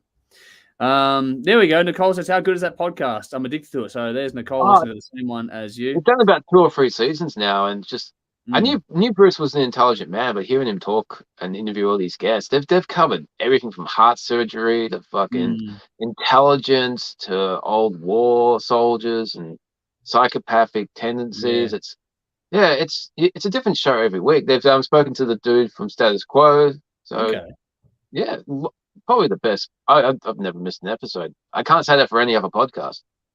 Okay, well there you go. Psycho Schizo Espresso. Yeah, okay, there we go. So Espresso, that's what Nicole following that up. So yeah, everyone go and check that out if you can. If you've got some listening time. I want to, but I haven't got enough time, unfortunately. That's why I have Dave. He listens to all those things and fills me later on, and lets me know how psychotic I am at the end of the day. I tested myself when they did that little spectrum thing. I'm not sharing that information. I don't want to test myself. I know I'm not going to go well. Considering what I've answered just on one thing for you and how quickly I got there, it's like I don't want to go anywhere near this shit. Anyway, David says, "Ain't it funny how times and bodies change?" Yes, it happens to everyone, unfortunately. Michael rates it as well, so we're getting a lot of love for that podcast. Awesome, there we go. Cool. Vinny says, as I age, tremendous and stunning fart can put my back out and invite a day of scorn from my better half. Deep topic, very deep. It's got some rumblings. I didn't look that much older from 20 years ago. It's kind of scary. Mentally, you don't. Physically, you do. That's how it works. Physically, I'm fucking cooked compared to 20 years ago. I ate, but I look like I did 20 years ago. I dressed the same. I got the same hair. I don't age. Weird. The alcohol good for you. And we're gonna find your picture of Dorian Gray and fuck you over eventually. Anyway, what do we got here? Dean says James had a lot of anger, booze, and drugs addiction, especially with his mother passing away as an early teen. And his dad left, had to take it out on music and all those things. Scary, had to go through and go into rehab again, but he has helped me with my issues and say it's okay, and to say it's okay and it helped. That's the thing. The more we talk about these things, the more it comes across as we're all fallible, and that's how we need to understand that and function at that level in some way, and that general compassionate side of us needs to be explored more, if that makes sense. And that's why I tend to, if you look at the early days of the show to now, we're all very different. We all grow up and have different experiences. Kids will do to you as well. Kids change your fucking world. They do. But yeah, it's one of those things. It's just everything. The more we talk about these things, the better off we all are, I think, overall. But on the flip side, there's a great documentary. It's called Absent. It studies kids growing up without a father, and it goes through like different decades and how different events in the world's history has affected how the family unit changes. And as a result of that, so many kids have grown up in the last 50 years that don't have that father. And James Hetfield's actually interviewed in that. It's very candid. There's a comparison between the rock star James and the writer, boxer, an athlete, a prostitute, and they all got similar experiences. And it's just because that one person who should be an important figure in their life either isn't there or isn't doing what they're supposed to do while they're there.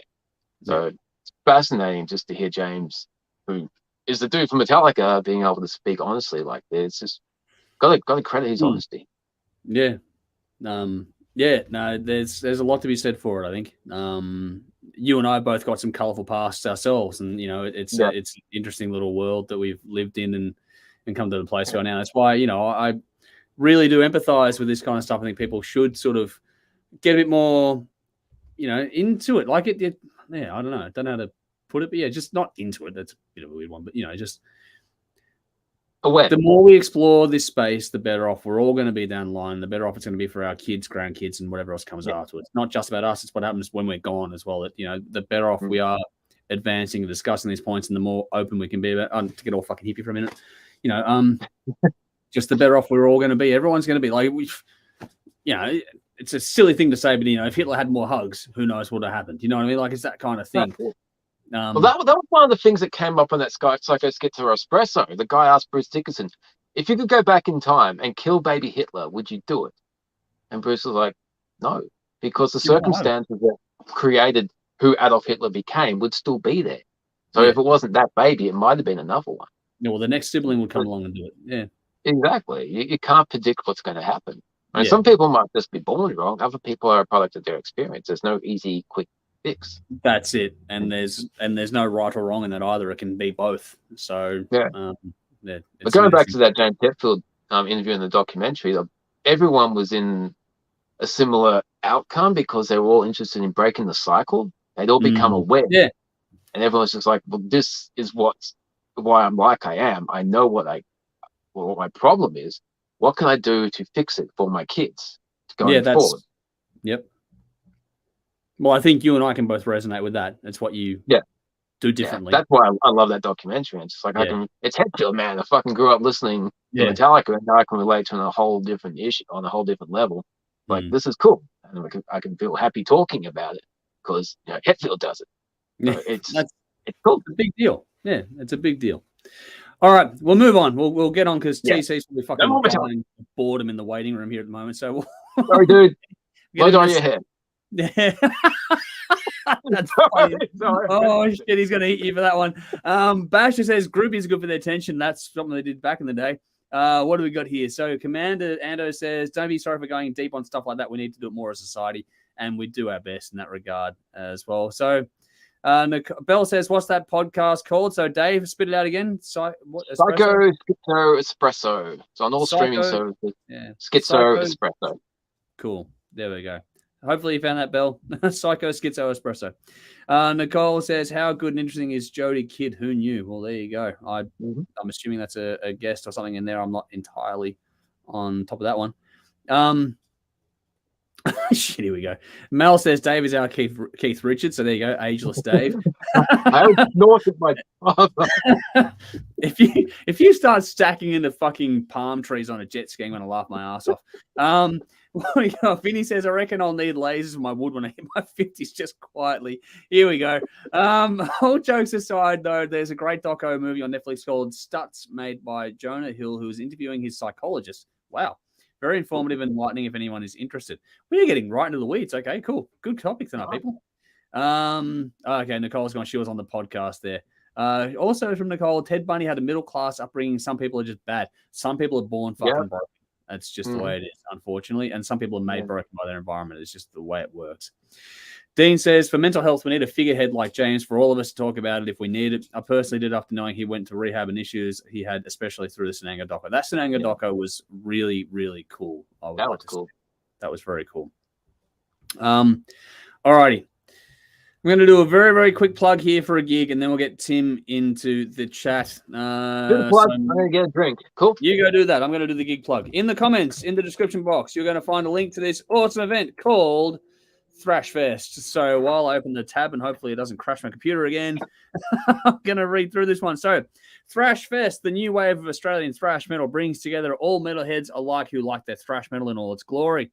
This will be held at the Pelly Bar on 10th of December, 2022, so not far away now at all, folks, next week. Celebrating Australian thrash metal with an exciting, huge lineup. Headline will be none other than Harlot from Melbourne, who have toured extensively supporting major international metal bands locally and abroad. Mason, also from Melbourne, joined this year, ready to remind everyone that they are still at the forefront, having toured extensively with Canada's Annihilator recently. There's also more bands. So you got Pure Envy from Newcastle, The Ascendant from Warrnambool, Encrypt from Melbourne. They've got a cracking release from earlier this year, I think it is. Dark Order from Sydney, Livewire from Sydney, Thraxis from Sydney, Reaver from Sydney. Then you got Warrior Within from Queensland, Clarity of Chaos from Canberra, and Rorties, another band we love here to bits from Melbourne.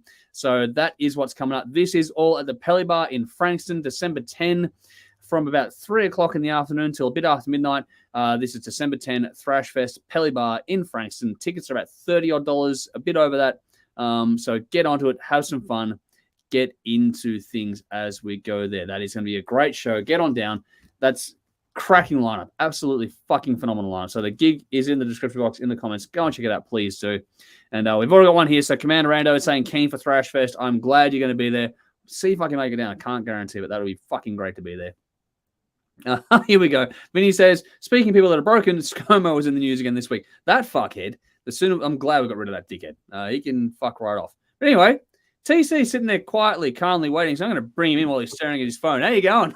Good. How are you?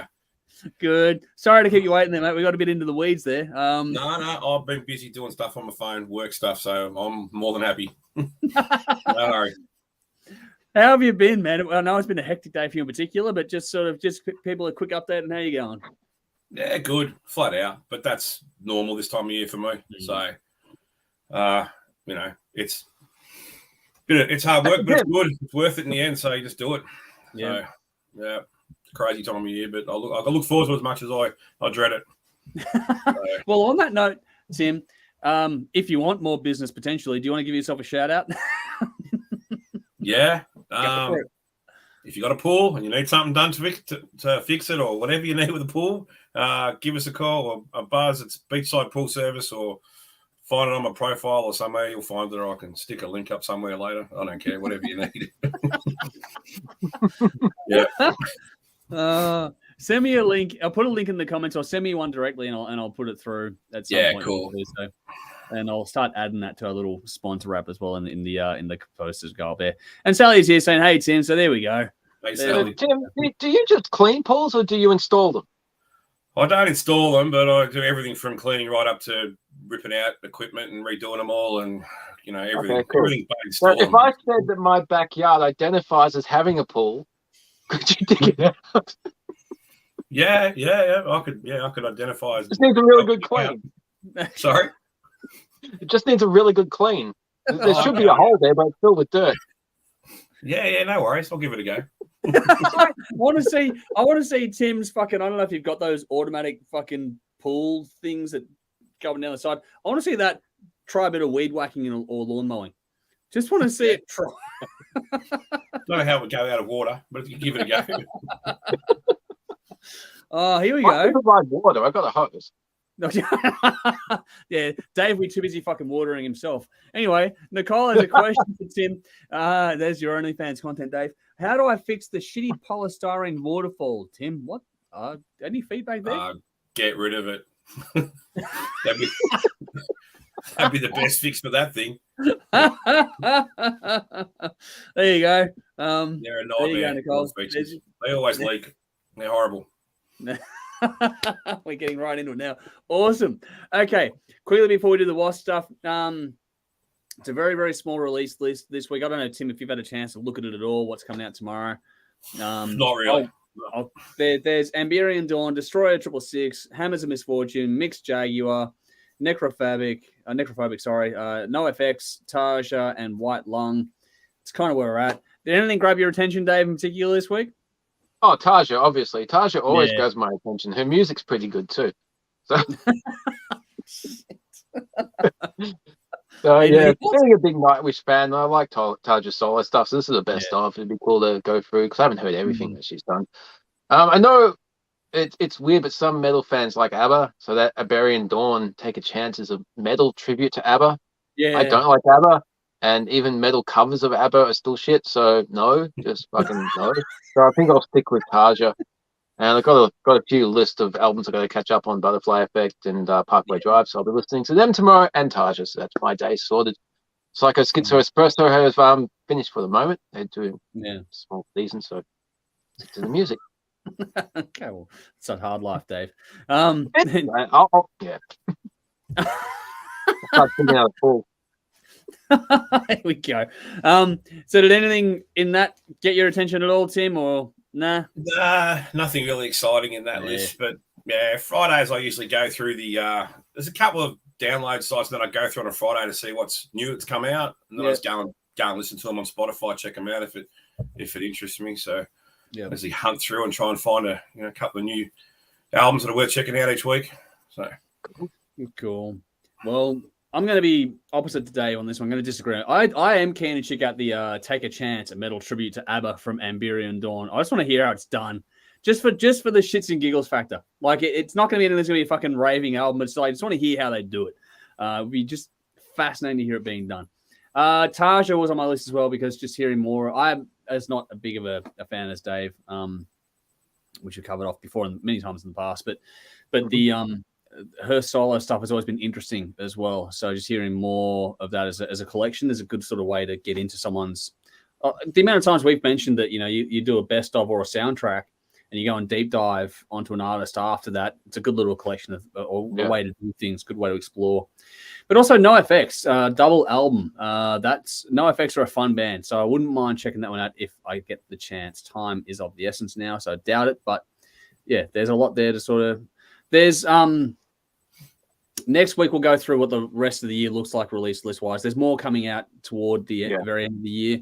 That's a bigger list, but we're pretty much at this point now. Between December and early January, sort of mid-January, it goes very, very quiet. Not a lot happens overall, but there are some Christmas ones which you always sort of bookmark for next year, which we always have fun with when it comes to the Christmas special. Tim, I was telling him all earlier tonight that I'm having a whole lot of fun editing. I'm sure that'll be a good watch again. That's going to be great. Always entertaining. For those keen to watch it, it'll be on Channel 44 Part 1 on the 22nd of December and then 29th of December Part 2. And in Melbourne, it'll be on Christmas Eve. So 2 hours of our nonsense on Christmas Eve in Melbourne on TV. So there you go. Mm-hmm. That'll be fun. Here we go. I get some questions here. So I think this might be a plumbing issue, Jeff, but here we go. He's got my Louis backed up. So what do you suggest? No idea. Nah, don't do toilets. Don't swim in it. Yeah. Don't swim in it. That's a good suggestion, Dave. I can or whatever you're using for floaties is probably not a good idea. Anyway, Nicole says bugger, not leaking, just flaking. So yeah, there we go. Vinny. He's going, I wouldn't mind cleaning Tasha's pool. Well, there you go. You can do the pool work for Tasha. Yeah, I'll be in that. And I was asked, so any of you heading to Good Things tomorrow? Well, I'm out. I'm going to Horsehead tomorrow. What about you? So am I. Yeah, Horsehead. So Tim will be at Horsehead. Dave, you going to Good Things? No, not my thing. There's one band that tickles my fancy, but no. Yeah, if you do go to Good Things, Nick, he'll be there tomorrow for a fair chunk of that. So go and check that. If you see Nick, say hi because he's going to be there tomorrow night for a Hi, Nick, get a selfie. I think Nick's going to come to Horsehead too. So he says, we'll see what happens. You're reading the tone of that conversation as well as I am. I think. I've got a spare ticket actually. So have you? Okay, there you go. I bought two. Myself and Jody will be there, so that'll be us for tomorrow night. Darren says, when it comes to the toilet, what do you suggest? Use your neighbours. So there you go. That's one idea. All righty, let's get to the reason why TC has jumped into the podcast or the stream tonight. And I've got the randomizer out. So shall I just to make it fun, right? Should I just hit that button for the first one? So the game here is that we're going to draft. I put up a post earlier today saying, what are your top 5 W.A.S.P tracks of all time? We're going to draft them, so you can't pick the same song as anyone else. So you got to pick your own unique 5, and it's going to be randomized order. But we made a rule that it has to be from 5 different albums, so you can't double up in this regard. So 3 of us here are big W.A.S.P fans. We're going to enjoy this one here. So let's see who's got what. And I'm going to try and do this first. So the randomizer, so no one thinks I'm fucking around, that the first name that comes up is what it is. So let's get into it. Let's do a draft. First cab off the rank is Dave. Fuck yeah. Hellion. What was that? Hellion. Okay. Fucking love that song. Just one of those songs you want to cruise down fly down the freeway at 100 miles an hour, just screaming Hellion. Nice. That's a good first choice. Okay, not quite where I thought we were going to go. All right, nice. Now we don't have to. Now I should stipulate that we can all pick the same album. We just can't pick the same track. Just to be clear, it's 5 different albums each, but no 2 tracks the same. All righty, I get to go next. Okay, so for my first cab off the rank, I'm going to take Animal right off the board. That's why I took it, Tim, as I knew if I didn't, it was going to get done. So yeah, absolutely, I was going to snag that straight away. Yeah, it's for opening track on a debut album. That's fucking one of the best. That debut album is one of the underrated debut albums of all time. As far as I'm concerned. Fucking never gets in the conversation. Everyone talks about fucking Appetite for Destruction, all the other ones, but fucking W.A.S.P, it's right up there for mine. Anyway, Tim, you get to close out the round. What's your first choice? I'll go from the debut as well. I'll go Love Machine. Nice. That's a good backup, isn't it? Yeah, it is. Yeah. I mean, on the same album, debut album, you got Animal and Love Machine. I mean, fucking what's wrong with that? Yeah. Yep. Absolutely. All right, round two. Round two. I get to go. Oh, wow. Okay, cool. All right, I am going to take from the... I'm going to go from the Crimson Idol. I'm going to take I Am One. Ah, nice. Ah, I'm doing well now. I'm pissing off both of you guys. Yep. I'm doing all right. So that's my second choice. All righty. Dave, you're up. Yeah, I'm picking from the Crimson Idol too. I can't not have this song on my list. The Great Misconceptions of Me. Yeah. There are many great concept albums. That is a fucking fantastic finale to a great story. Love that song to bits. As far as concept album goes, it's right up there for mine as well. I know a lot of people panned it, like critics and stuff, but I fucking love it. But anyway, Brilliant. Tim, close out the round. I don't know if this album counts, but I'm taking it. So off Live in the Raw. I'm going to take Scream Until You Like It. Nice. I'll pay it. Well done. Excuse the typing, people. It's me typing so I can keep a log of this, and then I'll go and draft some stuff up later on. But yeah, that's some good choices here so far. Alrighty, halfway mark. Round 3 out of 5. Dave gets to go first this time around. All right. Oh, it's going to be painful not to pick the main song from this album, but I'm going to go with Ball Crusher. I just love that line, Lesbo Nymphomaniac. That brings up a fucking fantastic image. But Blackie's wordplay on that song is amazing. Ball Crusher. Love it. Damn, okay, you got one back on me now. I guarantee you Tim's going to go next, and he'll take one from me. No, I get to go next. Okay, cool. All right, I'm going to take one while I can. All right, I'm going to go further ahead in time. I'm going to go to Golgotha, and I'm going to take Miss You. I'm going to take a ballad because that song is fucking phenomenal as far as I'm concerned. So I wanted to stick one softer one in there because I think that Blackie Lawless's ballads are underrated. Anyway, Tim gets to close out for the third time, round 3. Fuck, you're getting a rough run, man. Yeah, I know. It's ridiculous. All right, let's go for another classic. I got to go Wild Child. Nice. Yeah. Yes, well done. Well played. That had to be taken at some point, didn't it? Yeah. I think that's on everyone's list as well. So there we go. Alrighty, round 4. Let's see who we've got. Dave gets to go first again. So Tim, you're still waiting. Fantastic. Now, I'm going to go with something off Dominator. I kind of wasn't on my radar for many, many years, and when I got back into him, I discovered this album from the YouTube video of Heaven's Hung in Black. I'm like, fuck, this is from the guy who did Fuck Like a Beast and 9-5 Nasty and all these great songs. And the guy's got a lot more depth to him than people give him credit for. But Heaven Hung in Black, amazing song. So that's got to be on my list. I fucking love it. Nice. Cool. All righty. Let's see if Tim gets to go at least not last this time around. And he does, not last. So off you go, Tim. I'm going to jump forward to the Babylon album. Oh, Babylon's Burning. Fuck. Great song. Nice. Oh my Lord. Yeah. You've both taken one from me now, so there you go. You can both be happy now. You've taken stuff from me. It's always to get that revenge. Okay, my choice. Okay, I'm going to go over to the Headless Children, and I'm going to take that title track because I fucking love it. Nice. That's on my list for sure. So that's my 4th choice, which means that's the end of that round. So the final choice, people, the final choice for all of us. And who gets to go first? I get to go back to back. Okay, I'm not going to complain. Okay, I've taken that. Okay, that I'm done. That album done. Not so sure about that one. So I'm going to go over to my choice from The Last Command is going to be Fistful of Diamonds. That's what I'm going to take off of the board now. That's going to close out my list.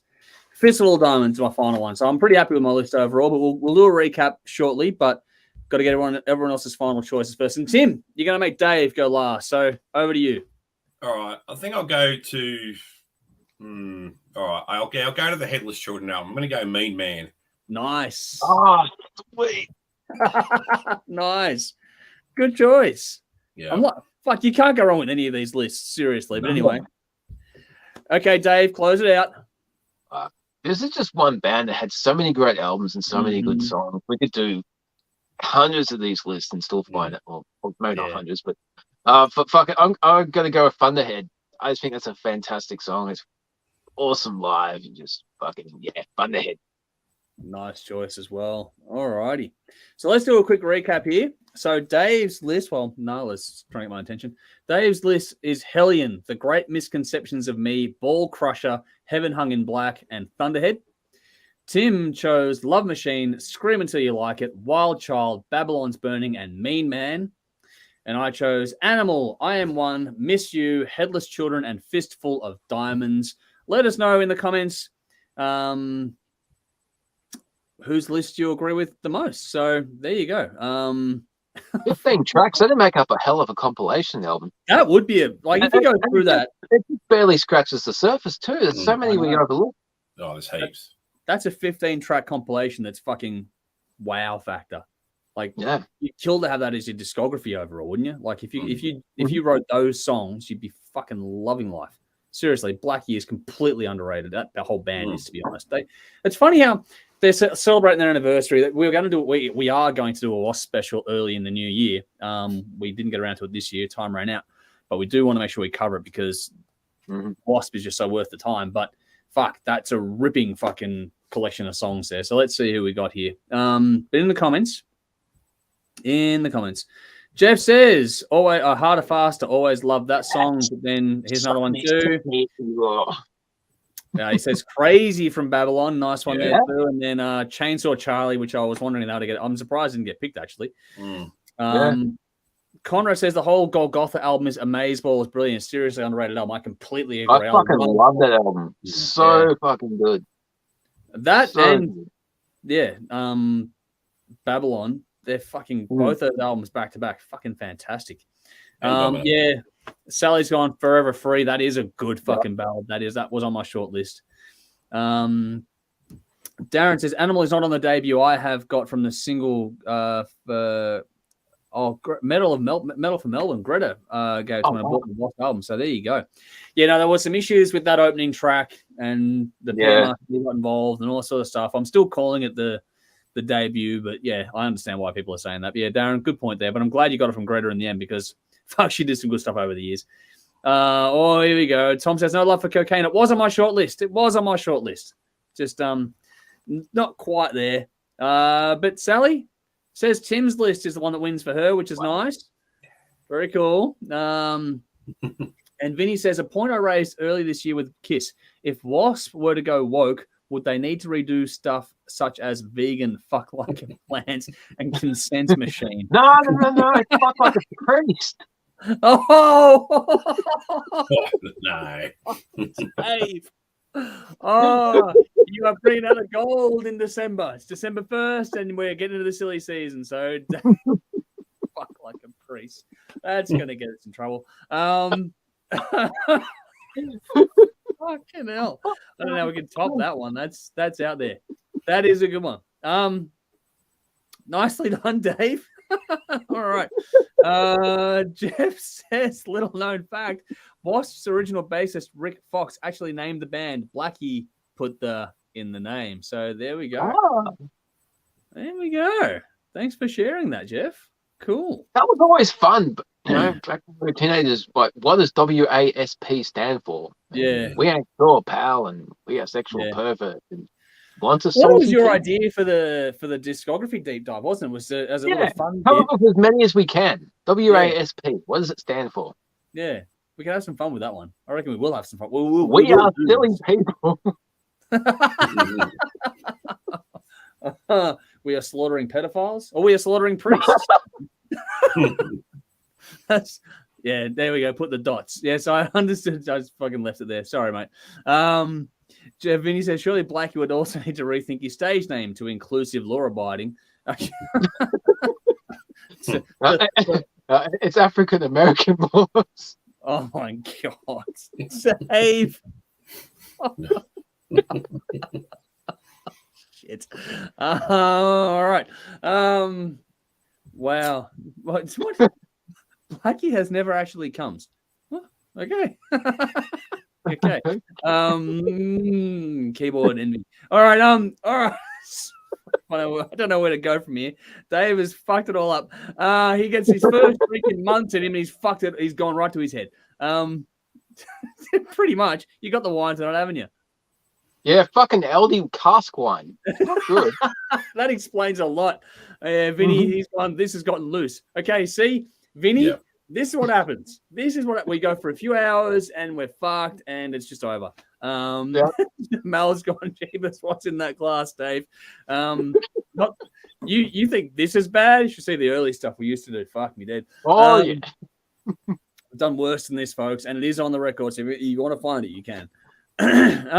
All right, Tim, was there anything else you wanted to add to this fucking teens go, what the fuck is happening? No, you guys got this under control. I don't know if under control. Tom says blind in Texas. That's about us tonight. Instead of blind in Melbourne. Blind in Melbourne. I want to go home. Oh fuck, I am home. Shit. Oh, you ain't gonna ride on the horse anyway, so you'll be okay. I'll find a horse. I want to find a fuck. Like you did the headstands after we did the fucking antenna award thing. That was after my Spice Girls comment. Holy shit. Shit. To go back to things, Jeff says Blackie's ever come out with the official meaning of the name W.A.S.P. No one has. We know that. It's a fun thing to play on, though. Darren's gone, Dave's about to explode. I think he already has. And Sally's gone, listening to an interview with Blackie today on Eddie Trunk and was astounded to discover that W.A.S.P will be doing their first tour in the States in 10 years next year. The fans petitioned with promotion to get the gigs happening there. They tour Europe and the UK the last 10 years. Yeah, they don't do much in the US at all, but it's been, they've been largely, this is why I say they're doing their 40th anniversary this year, but they're just so overlooked. It's not funny. Tim, do you agree they're just ridiculously overlooked for what they've done? Absolutely. Massively. I mean, their first, before we do the reviews, but their first 5 albums are just classics. Like, all so good. Like you said, it would have been easy to pick 20 songs each tonight, I reckon. Yeah. You know, they've got that much good stuff out there. Mm-hmm. So, and it's still, I mean, God Gotha was a while ago, but the videos I've seen of Blackie playing recently still sounds okay. Yeah. So the show's doing pretty well too. They've sold out. They oversold the show recently, which we spoke about a few weeks ago. Yeah.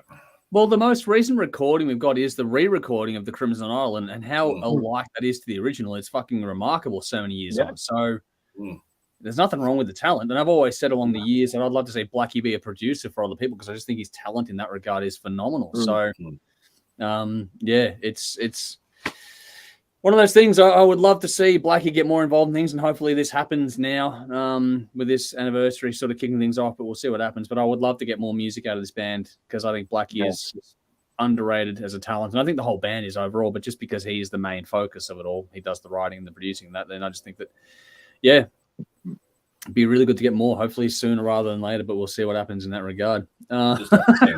Just want to see him play live. Yeah, I know. I wanted to do a world tour and actually come to Australia. That'd be great. I would go to that. They're touring with Armored Saints at the moment. I'd love that man to come. That would be a dream gig, wouldn't it? Fuck. Yep. I'd ditch my own winning to go to that one. Yeah. We're all married, so it's okay. We can don't have to worry about that anymore. It's done. I'd be there no matter what.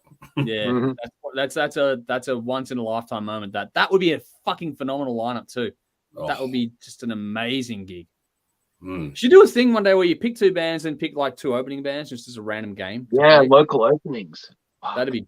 Who would you put for that? If you had W.A.S.P and Armored Saint, who do you pick to open that? Coffin Carousel. Not bad. Yeah, Dead Sea Ruins. Yeah. They'd fit.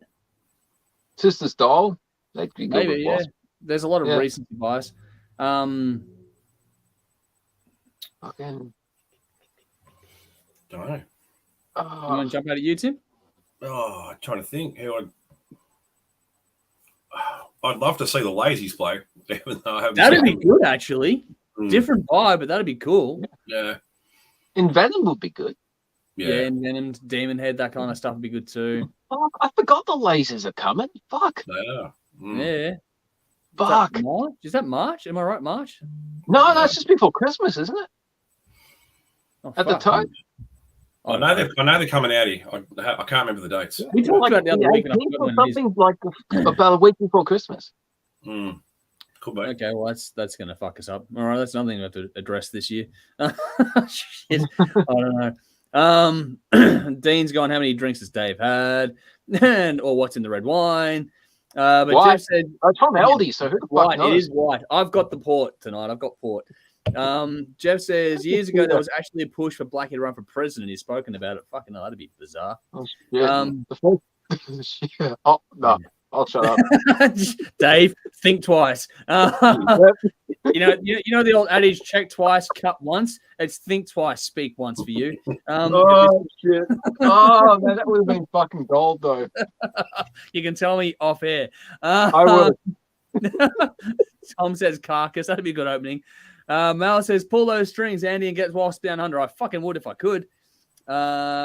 Stupid question. Did W.A.S.P and Warrant play together? I don't recall hearing they did, but could be wrong. No, not off the top of my head. I don't know. Possible. I can't see it. I don't see it. Yeah, I don't recall. They might have done, but I don't know. It doesn't ring any bells for me, so it's not a tour that it was memorable, if that makes sense. Conrad says, saw them on the Golgotha tour in London a few years ago. It was phenomenal. That would have been fucking great to see. That was a fucking great album. Oh, here we go. 2 more suggestions. So Shotgun Mistress, that's a good choice. Yes. But also Frankenbach is another good one too from Jeff. So Sally and Jeff got some good ones there. Dean says, what port am I drinking? I like a bit of port. It's actually one of the cheap ports, but it's a good one. It's McWilliams, Tawny Reserve. It's not a bad one, actually. I don't mind it. Tawny Kitten Reserve. Here we go. It's a whole preserve for that. Anyway, Jesus, cold. Hey. Dean's asked, what do we think of Metallica and Pantera, by the way, as in the tour together? Yeah. I think it's great, except for the name Pantera. Yeah.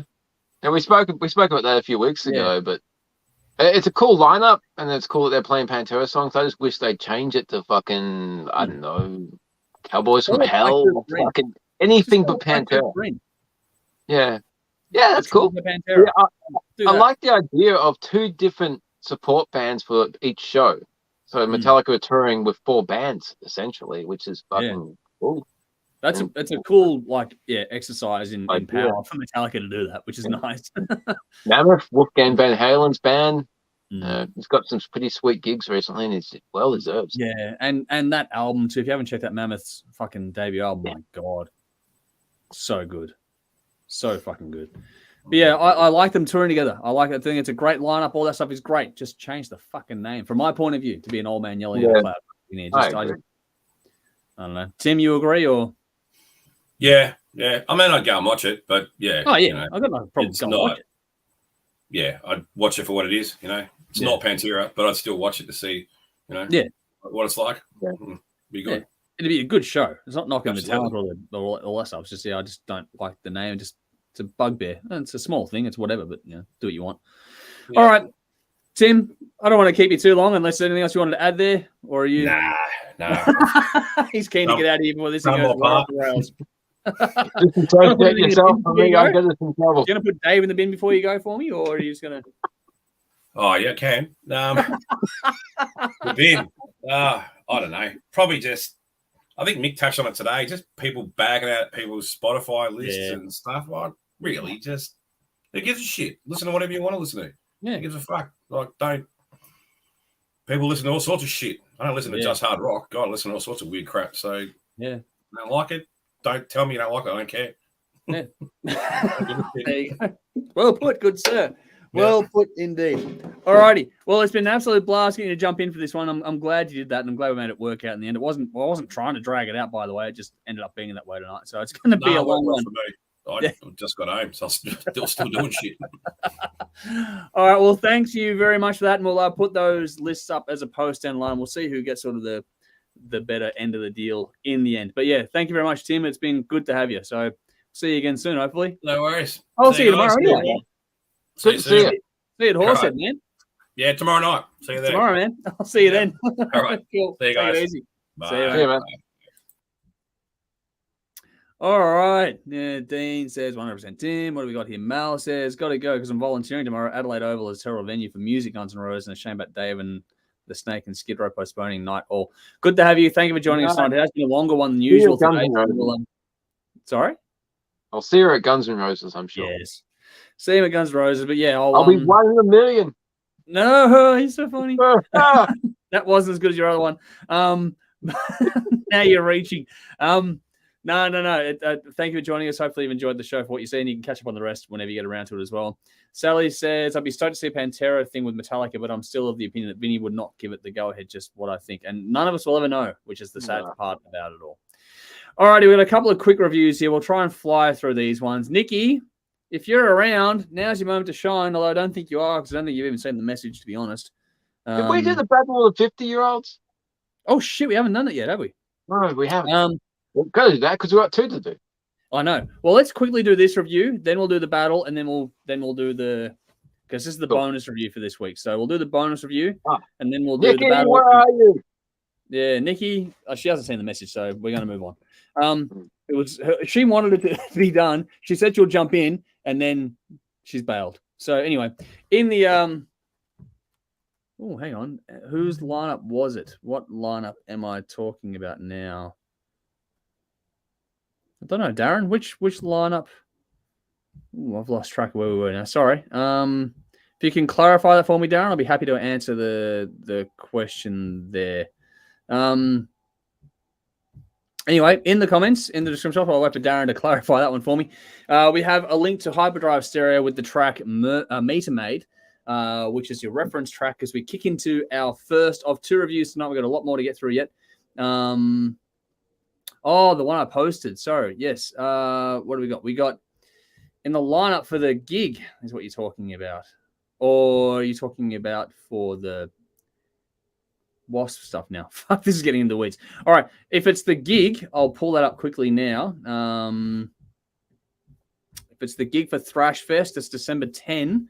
The lineup for this one is you got Harlots, Mason, Pure Envy, The Ascended, Encrypt, Dark Order, Livewire, Thraxis, Reaver, Warrior Within, Clarity of Chaos, and Rautism. That's what's coming up on Thrash Fest. For the W.A.S.P stuff, just to quickly clarify this one. Where are we at? Sorry, Dave chose Hellion, The Great Misconceptions of Me, Ball Crusher, Heaven Hung in Black, and Thunderhead. Tim chose Love Machine, Scream Until You Like It, Wild Child, Babylon's Burning, and Mean Man. And I chose Animal, I Am One, Miss You, Headless Children, and Fistful of Diamonds. It all gets confusing. We do multiple lists in the same evening. But that's where we are. So hopefully that answers your question there. If you're looking for the gig info, it is in the description box as well. So just go and check that out at Thrash Fest. Michael also asked, Andrew, you could have a few shots of espresso with that port to pep you up at the bit for the finishing line. I don't need no more pep in my step. I'm fine. But I have a coffee machine inside if I want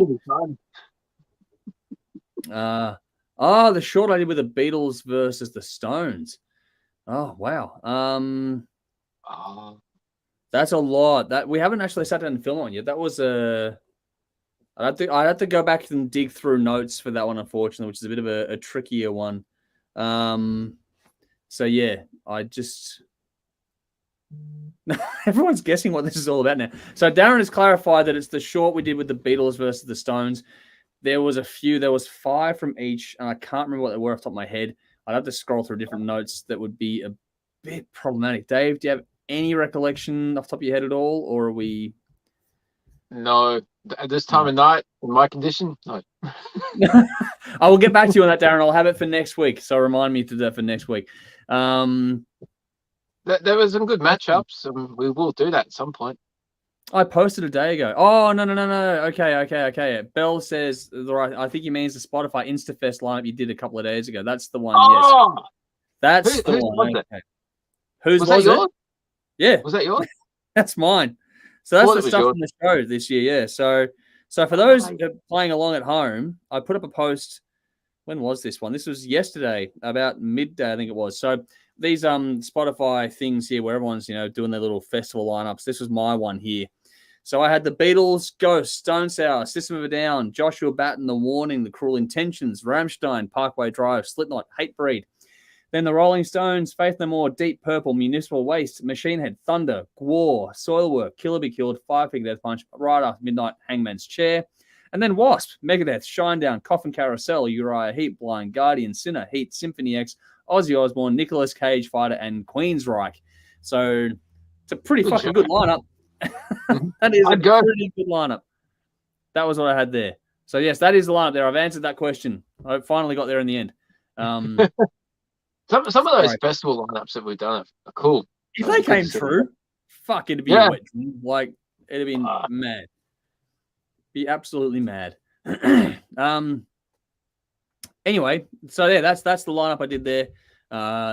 Let us know what you think of that one. That was actually my one. Yes, that was from all the listening we programmed over this year for the show, because my profile is the Hard Rock Show's profile on Spotify. So that was all coming through courtesy of the listening we've done over this year, along with a few personal favorites of my own, obviously blended into that one as well. On YouTube, from Rumple on the Hill, old chap. Nice. Nice. Love the name. Yeah, that's a good name. And Jeff has gone also be $900 ticket, probably more, to be honest. So there we go. But Dean also said, Matthew Robbins, is there anything this guy can't do? Love his production style and warmth, sounds as well in his voice. Great man. Yes, he's doing very, very good things over there at Color Sound Studio. But anyway, on that note, let's segue. Quickly, by the way, I'll go buy that port bottle. Looks good. Yep. Enjoy it, man. I enjoy it. It's not an expensive one, but I do like it. You find some good ones that don't cost a lot, and it goes a long way. Alrighty, in the comments before I put a link in the description box, is there. That's the reference track Hyperdrive Stereo with Meter Maid for the new album, which is an old album, but it's a story in itself. It's a journey, this one. But this is our bonus review for this week for the battles, and this is a Hyperdrive Stereo with the greatest destroyer of love. 11 tracks, 46 minutes, the long-awaited debut album from the Australian band, released November 2022 by Golden Robot Records.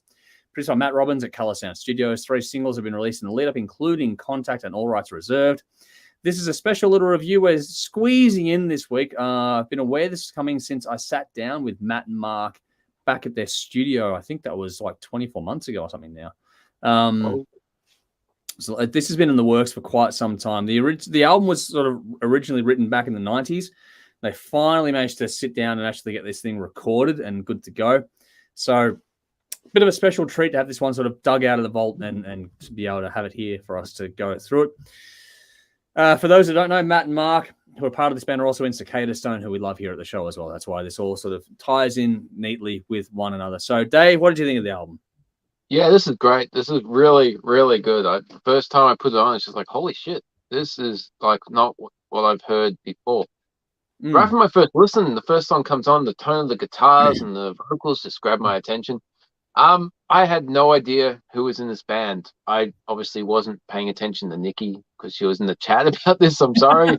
But I honestly had no idea who was in this band. So when I put it on, I'm just like, these vocals are great. They harmonize really well together. In hindsight, now that I know it's the guys from Cicada Stone, that makes perfect sense. They've always had really good voices. For clarity, the vocalist is Jason Gann, who's a different beast entirely. So there you go.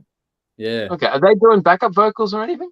I think so, yeah. Mark is on guitar, Matt's on bass. You got Ago on drums, and you got Jason on vocals. That's the lineup. Interesting. Cool. Okay. Yeah, the lyrics, they just tell some really, really gripping stories. That opening track, Meter Maid, I'm listening to that, my first listen, I've already got the guitar tone, the vocal. I'm just like, hang on, what's happening in the story?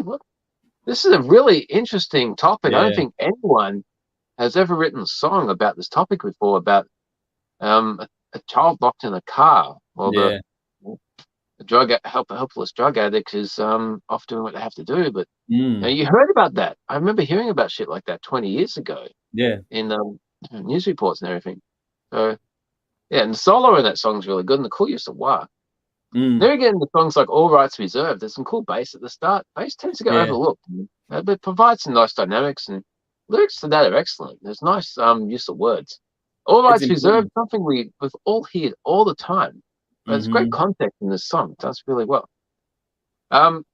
Contact, another great use of words. The phrase "word from my sponsors," much like All Rights Reserved, it's something we hear in day-to-day life, but they make it interesting in these songs. We can't, they're phrases that we hear all the time.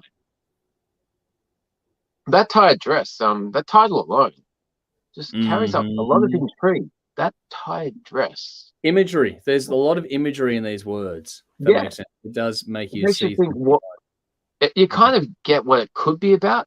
You see that title and you want to know what the story is even before you hear the song. So there's some really, really clever writing in this. And there's a vibe to the album. It stays consistent for the whole duration of the listen. The topics in the different stories, they're all different, but they all fit that mood. It's dark and there's some really heavy themes, but it's not a depressing listen. It's kind of a cathartic listen. It's picked up on the exact same thing. Yep. Yeah. I mean, you go through some pretty dark themes, but it's kind of there's a uplifting resolution to what you're going through. And I like the honesty. I won't say I can relate to these songs because fuck. It's true. But I can sympathize and I can feel that passion and the kind of torment, but the resolution. Yeah. And it's just an album that's easy to listen to over and over again. But with each subsequent listen, I picked up on a new lyric or a new riff that just stuck in my mind. And the lyrics are usually something that get me thinking, and it takes me into a completely different place. And I have to go back and like, oh fuck, I forgot I was listening to this. But it's a thinker. It really is. Yeah. And as you mentioned, the songs were written 20 years ago, but never recorded them. I'm glad they have had a chance to record these because these are definitely songs that deserve to be out there in the world.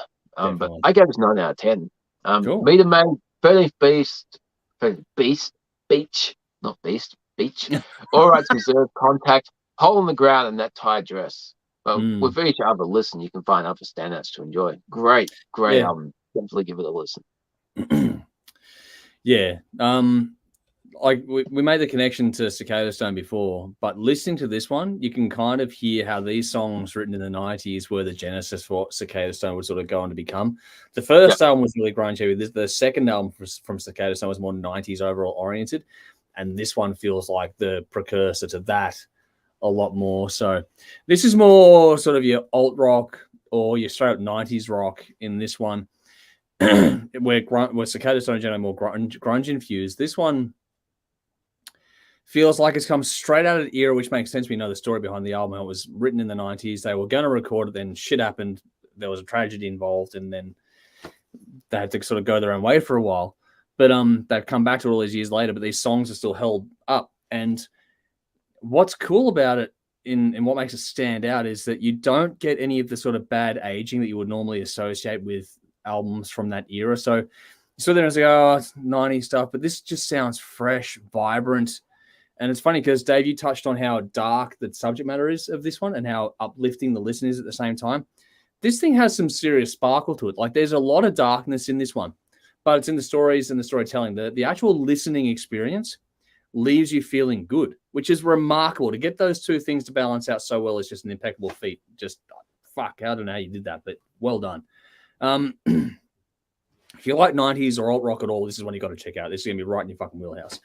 There's heaps of melody here, some great hooks in this too. The songs certainly stay with you. The harmonies are bang on, as they always are with these guys. But this just does take you right back to that era. And if you're a fan of that, you're going to absolutely adore this record. For me, this puts me slightly in mind of more obscure acts like, or potentially more obscure acts like Our Lady Peace out of Canada, for example.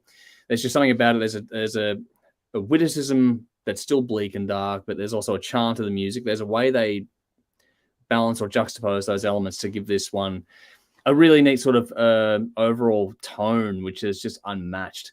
And like the overall tone of this is just really wonderfully rich to listen to. I love the way this sounds. It's got this upbeat feel. It's got a lot of sparkle, not heaps, but a bit of sparkle applied to it, especially on the top end of the guitar. But at the same time, the bottom end or the grit, the mids in the guitar are just fucking really gnarly. Like there's some bite to it, which is really cool. Like getting that getting the grunt of this thing, the snap in the drums, the warmth and the rumble in the bass, the grit of the guitar along with the top end, and then the vocals coming on the top. The placement sonically of this to listen to is fucking glorious. And you got little things like tambourine hits, just here and there, just these little attention to detail moments that are just like ear candy for people like me. It's like, this just sounds phenomenal. It's well balanced, well mixed. This just sounds fantastic. Even if you don't strictly gravitate to the songs, the way this sounds is going to suck you in.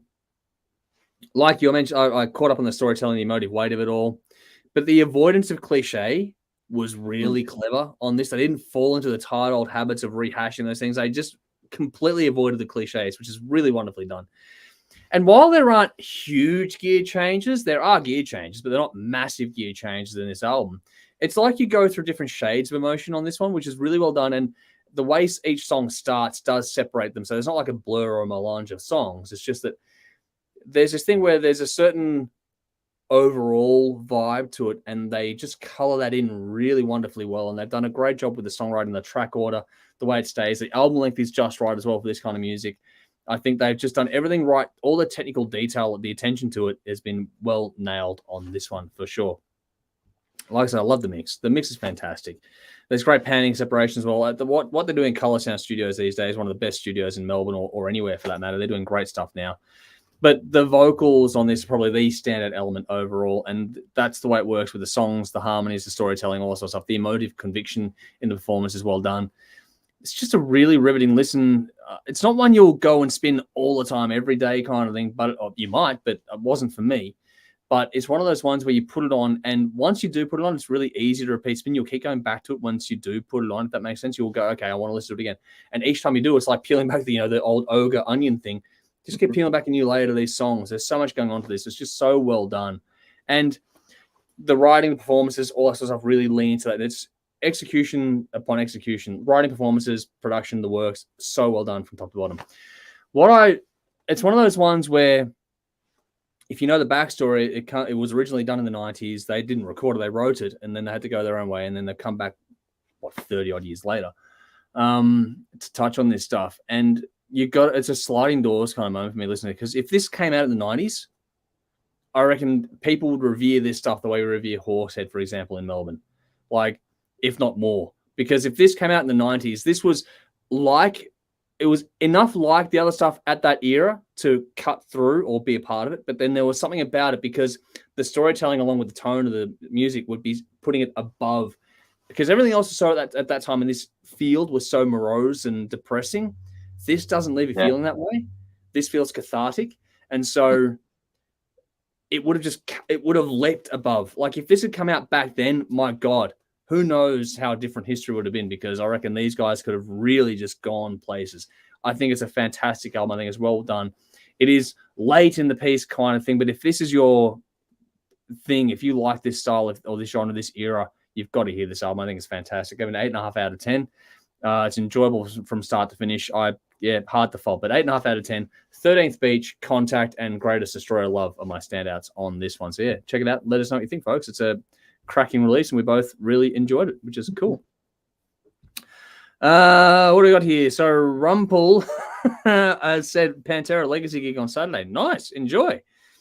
Dean says really like the album, great songwriting. So there we go, some more nice feedback there. He also says, had this album through my sound system with the blackened Metallica whiskey and sat in the room and just took it in. Nicely done. That's cool, man. Well done.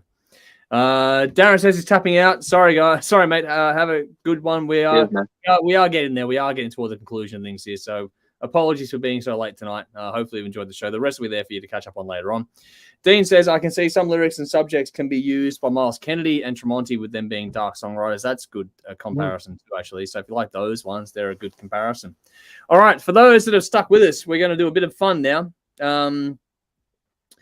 These probably be pretty quick little rounds here. We've got 2 rounds to get through tonight for our King of the Riff Battle of the 50-year-olds session. So we missed out last week. We're going to cover it and do 2 rounds this week. The 2 rounds tonight are going to be the number 1 seed, Deep Purple's Machine Head, versus the 5th seed, Uriah Heep Demons and Wizards.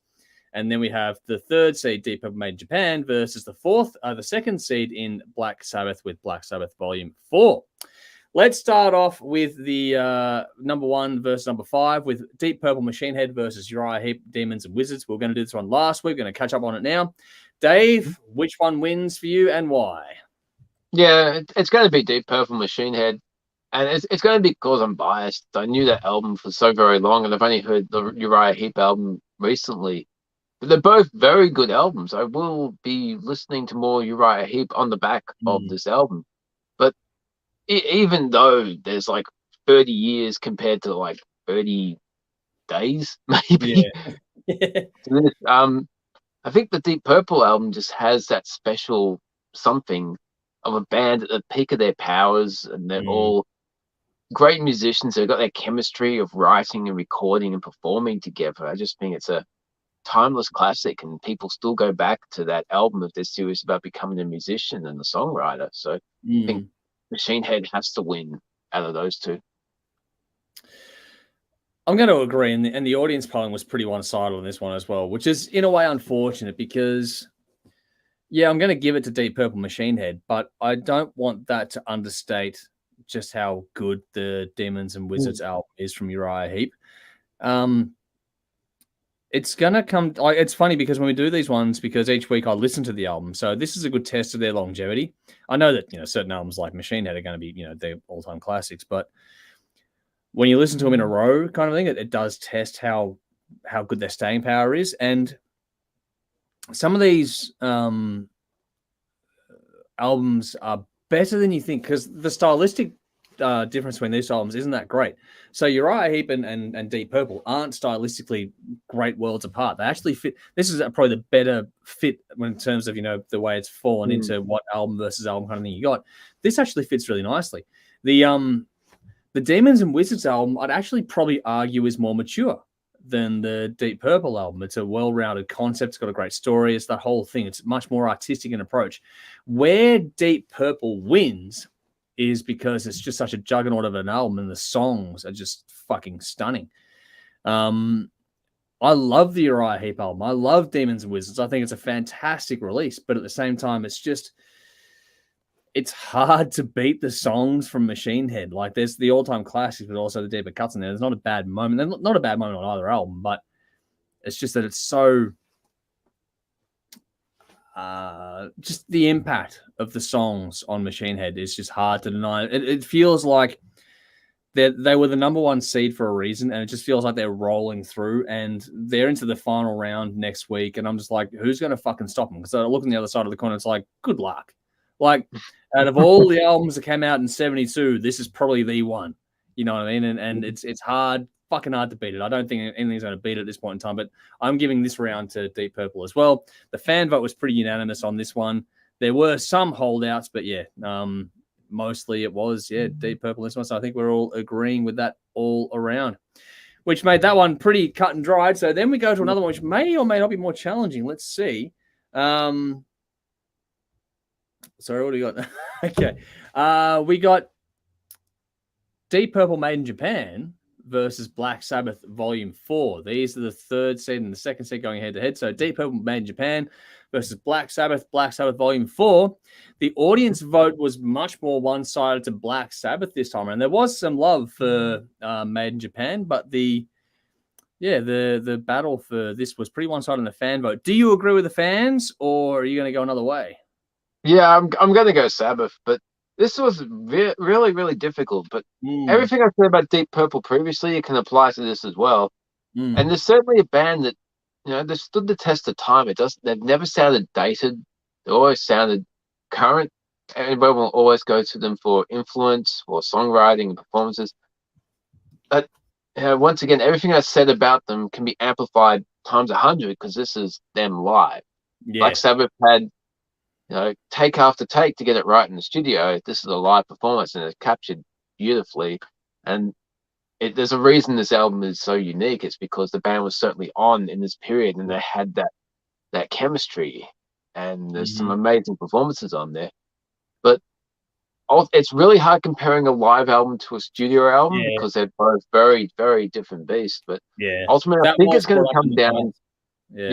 I think it's going to come down to favorite songs, and I think my personal preference is I prefer the Sabbath songs. over the Deep Purple ones. I love both bands, but I think that the diversity in the collection, the maturity in the songwriting for Sabbath Volume 4 puts it just that moment ahead for both of these albums. So yeah, going with Sabbath for this. Yeah, it was brought up in the comments about, is it fair to compare a live album to a studio album? If I had my time again, maybe I wouldn't have, stuck that into the list. It did make it to the third seed, though, so it was pretty bloody popular. And it was going to be interesting at the end of the day to see if it was going to be Deep Purple versus Deep Purple at the end, which it could well have been. I'm going to go with Black Sabbath, but it's funny because last time around I was like, Black Sabbath versus Scorpions, it was a case of one was better than I thought, one was not as good as I thought, and the Black Sabbath was not as good as I remember it being. But at the same time, in the context of this, it was the same thing with the Made in Japan. I love the album, but I mentioned before about staying power of these albums. So the more you listen to them, the easier it is to put it on again. So if I'm going to go to the CD collection or the album collection now and go, okay, which album am I putting on? That's what it comes down to with these two, because they're both great albums. They're both fantastic albums. And it's actually hard to choose. But at the same time, I criticize things like there's a bit of waffle in the live Deep Purple album, which I enjoy. But at the same time, sitting through it on repeat, it's like, this is tough.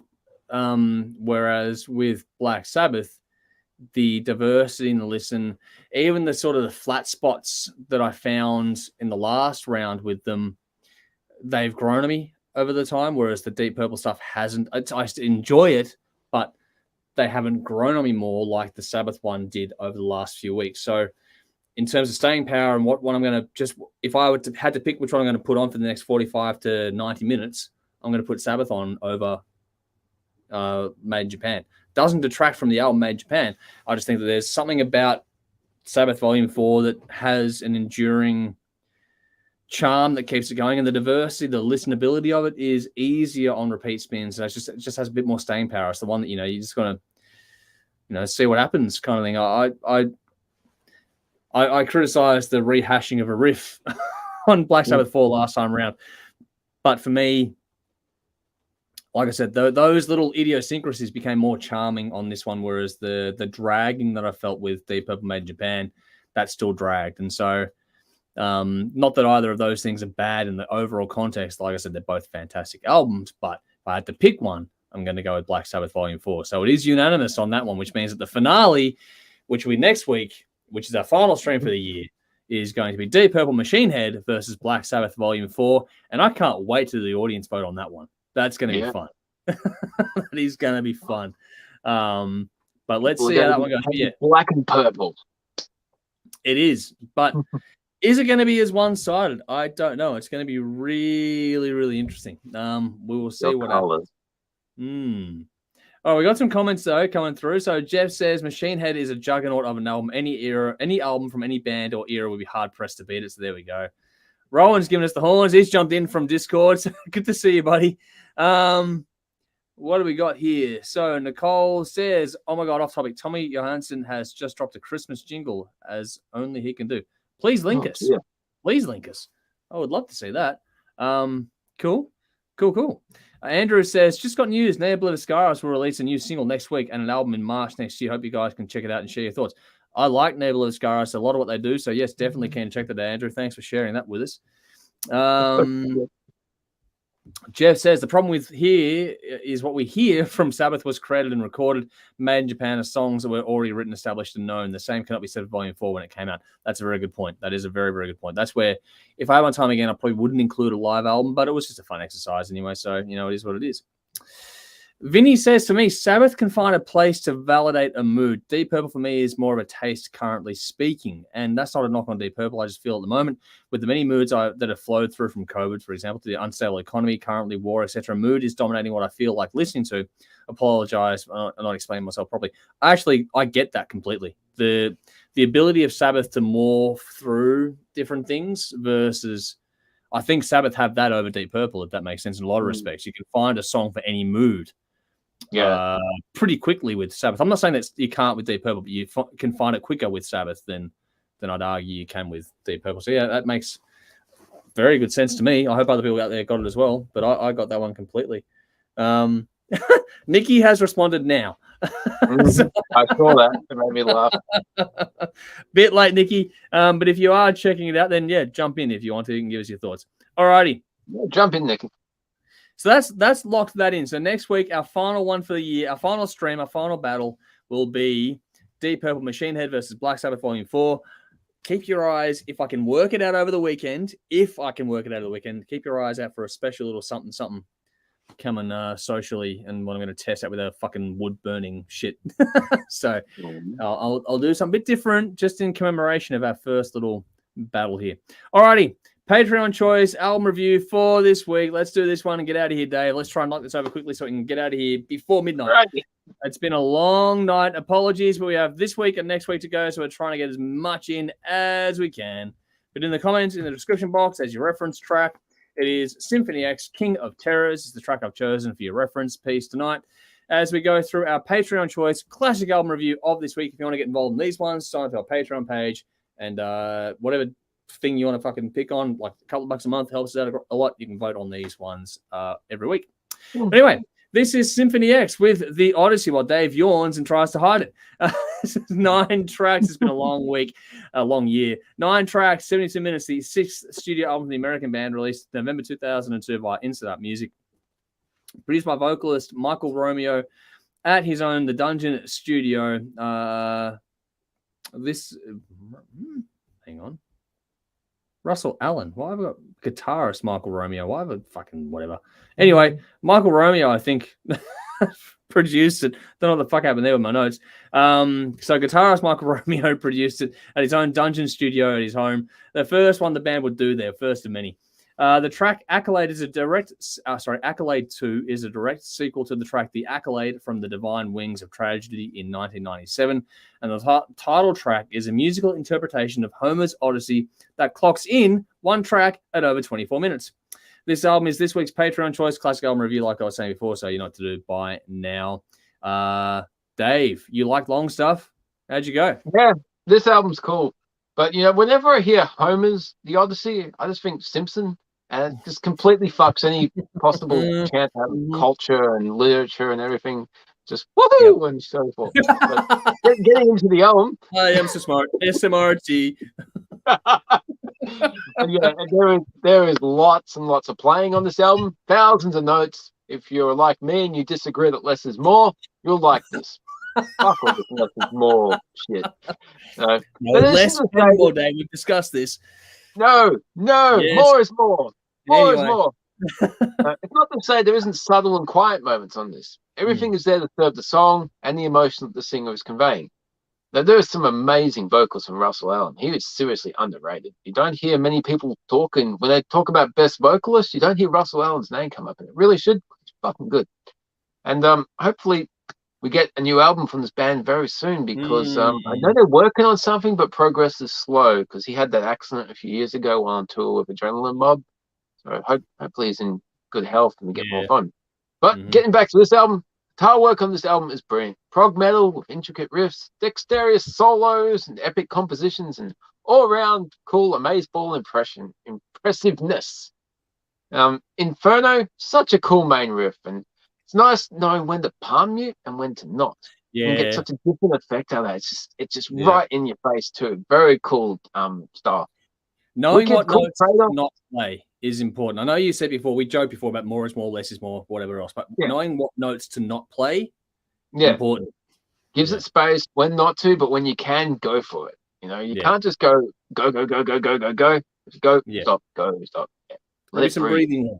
Yeah. Exactly. Wicked. Cool trade-off between the guitar and the keys. Very cool stuff. I got a bit of a Pantera feel to the opening riff as well. Okay. There's some subtle moments in between the solos. They're just packing everything into one song. Done exceptionally well. As you mentioned, Accolade 2, part 2 is the previous song, but there's some really haunting keys against the guitar, distorted guitar. And nice opening, which sets the journey of the song. And the lyrics tell a great story. And piano melody, and it just gives a different mood when that comes in. There's nice shifts, nice changes. Once again, cool trade-off between the guitars and the keys. The epic title track, 24 minutes. If you like long songs, if you like Dream Theater, the composition that could rival anything from some of the master film scores. It's got a very, very heavy film score, and that's not something Dream Theater really got into. So it's cool that this band kind of does that. And with such a long runtime, you're obviously going to have various highs and lows and moves and tempos. And there's long instrumental parts and long narrative of the vocals. There's some nice acoustic moments, nice shifts in mood and tempo, and that's all handled really well. The composition is like top notch, and it's really hard to pick standouts because it's a long album. There's long songs. There's not that many song titles if you're just looking at it, but they're long. So there's no low moments. Everything is on there. 7 chapters, I think, in the Odyssey. 7 chapters. Yep. Yeah, or movements. 7 songs on this as well, but I gave it 8.5 out of 10. My stands are Inferno, Wicked, Incantations of the Apprentice, King of Terror, The Turning Awakenings, and the Odyssey. Oh my God. That's everything. Pretty much. It's a good album. You can't, it's like, okay, there's no low moments. It's all good. Yeah. No, it is a good album. Right from the opening riff, you're in for a lot of flash and technicality with this one, but you've also got some really good, really welcome use of groove and feel that makes this one really accessible. But that said, when the snap kicks in on this one, it's so easy to get into this one. Like there's great riffs, great hooks on this one. All that sort of stuff. The hooks and the riffs help these songs get stuck in your head, which is important, especially on the longer songs, because you want things to be memorable. And these songs, every song has that about it, which is really, really cool for this stuff here. Different parts of this remind me of different artists like Arion, Towhider, that kind of stuff here. If you like those, you're going to find plenty to enjoy about this release here. But if you like epic metal at all, get onto this one because it's just loaded with melody, riffs, solos, all that kind of shit you want from this genre of music. It has everything in the album for it. While I said about technicality, and they've got that, it's funny because Dave mentioned Dream Theater, and one of the things I don't dislike Dream Theater. One of the things I struggle with is the staccato feel. For these guys, they have great groove and swing. So if you want something that's more organic and flows more, this is going to do it for you. And it does it for me in a lot of respects that way. The way they balance that technicality along with the groove and the flow is incredibly well done across this record. And Symphony X are brilliant at this anyway. Their last album in particular is an absolute fucking gem. But this one is a really good, example of what I'm talking about. Just that being technical, but also having groove, swing, sway, the ability to move with these songs and to have it suck you into the journey. These songs do that. That ties in with time and tempo changes across the album on this one too. This one, even if you're not normally to the prog side of things, this is a sneaky sort of gateway record. This could really sort of suck you in pretty quickly. You go from this to Dream Theater, not the other way around if you wanted to try and explore, if that makes sense. This is one of those gateway records. The performances across the board are fantastic on this one. You've got heaps of flash, and the byplay between the guitar and the synth, like you mentioned, is really well done on this one. But that's what I love, how the drums and the bass really anchor all this down. They do hold their own quite well, and they give they're allowed enough time to shine and be focused on, which is really appreciated by me in the listen on this one as well. And the use of different synth elements, different tones, different touches was really well done. You notice it in tracks like the Odyssey, but across the album too. Like the way they changed the tone of the synth was really clever, utilizing the instrument to its fullest potential, but also gives each song a different feel, flavor, and tone, which is, it helps the thing move. It helps it flow. It's a 70+ minute album. It does, take a bit of investment from you to sit down through it. To have those aspects being given the attention they deserve makes that a lot easier to go through. A lot of albums like this, another critique I have of Dream Theater is they can be a bit too sterile. This is a long way from that. Feels warm, organic, it flows. It's all those things. That a lot of that has to do with the mix. The mix is really well done on this one. It's very clean. You've got great separation in this one.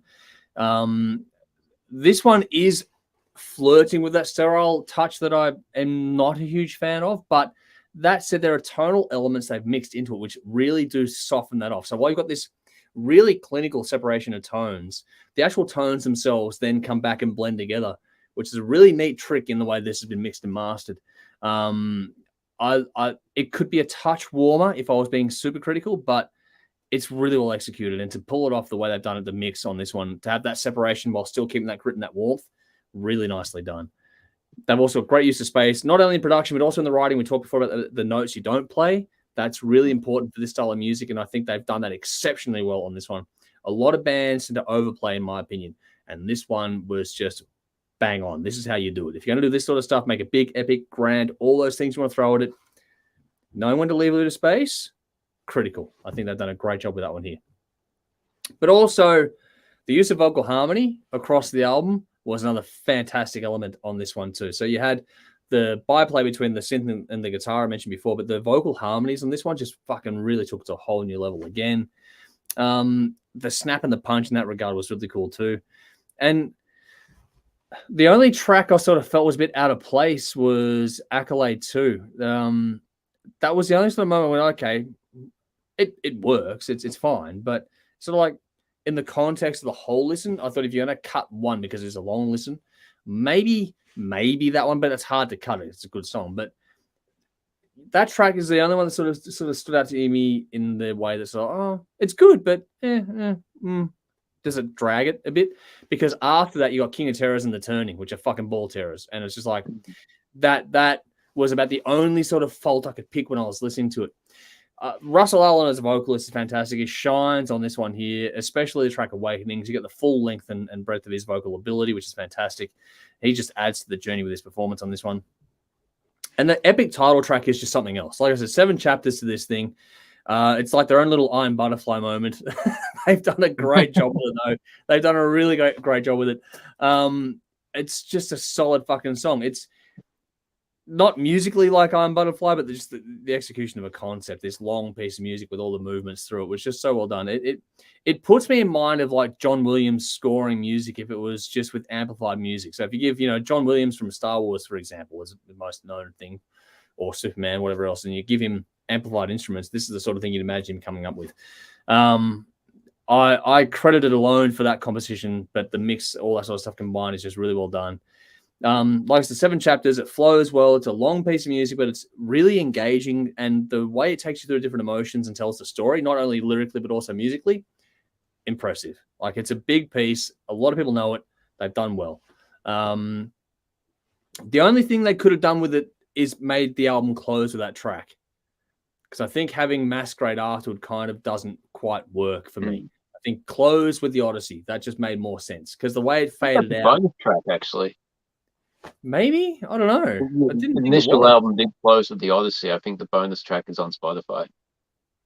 Yeah, because I looked up the Wikipedia and it still had, Masquerade. If I'm wrong, I'm wrong. It would be a perfect to close with the epic track. Yeah. It'd be the choice.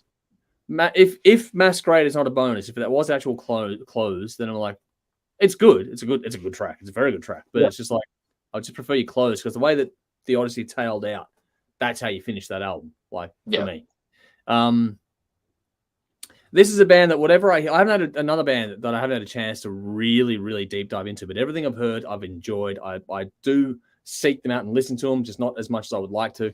And everything I hear, I love to bits. These guys are another fantastic band. They're like Evergrey. They just don't release bad albums, if that makes sense. They just do such a great job. If you've never checked out this band, this is a good place to start. This will give you everything you want from it. But yeah, it's technical, but it's really easy to get into, and I just found it a thoroughly enjoyable listen from top to bottom, despite my critiques, because that's what we do. I gave it if you like metal with melody at all, get onto this one. I gave it an 8.5 out of 10. I picked King of Terrors, The Turning, and Awakenings as my standouts on this one. Got some comments coming through here. So Nicole tried to share that one in the YouTube comments. Didn't quite work. So Roland's giving us some tips there. But into the Simpson stuff here. Trampoline from Vinny. Trampoline! There we go. Conrad has said, don't know any Symphony X stuff, but I saw them co-headline with Stradivarius in London years ago. It was a kick-ass show. That would have been cool. But yeah, check out Symphony X, Conrad. I reckon you'll enjoy Symphony X. Yeah, definitely. Really enjoy it.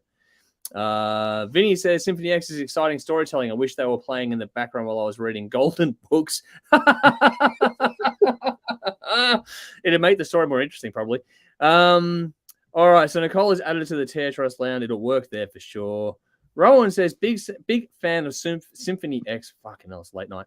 And this album, love that they're still consistently releasing great albums. So yes, they are. They've done great things. Michael says, Symphony X, be interested to know whether you choose a listen on reference cans versus speakers. Okay. Do you prefer headphones or speakers, Dave, with Symphony X? I'd say headphones for this band. It's good to just block everything out and just allow yourself to be consumed by what they're doing.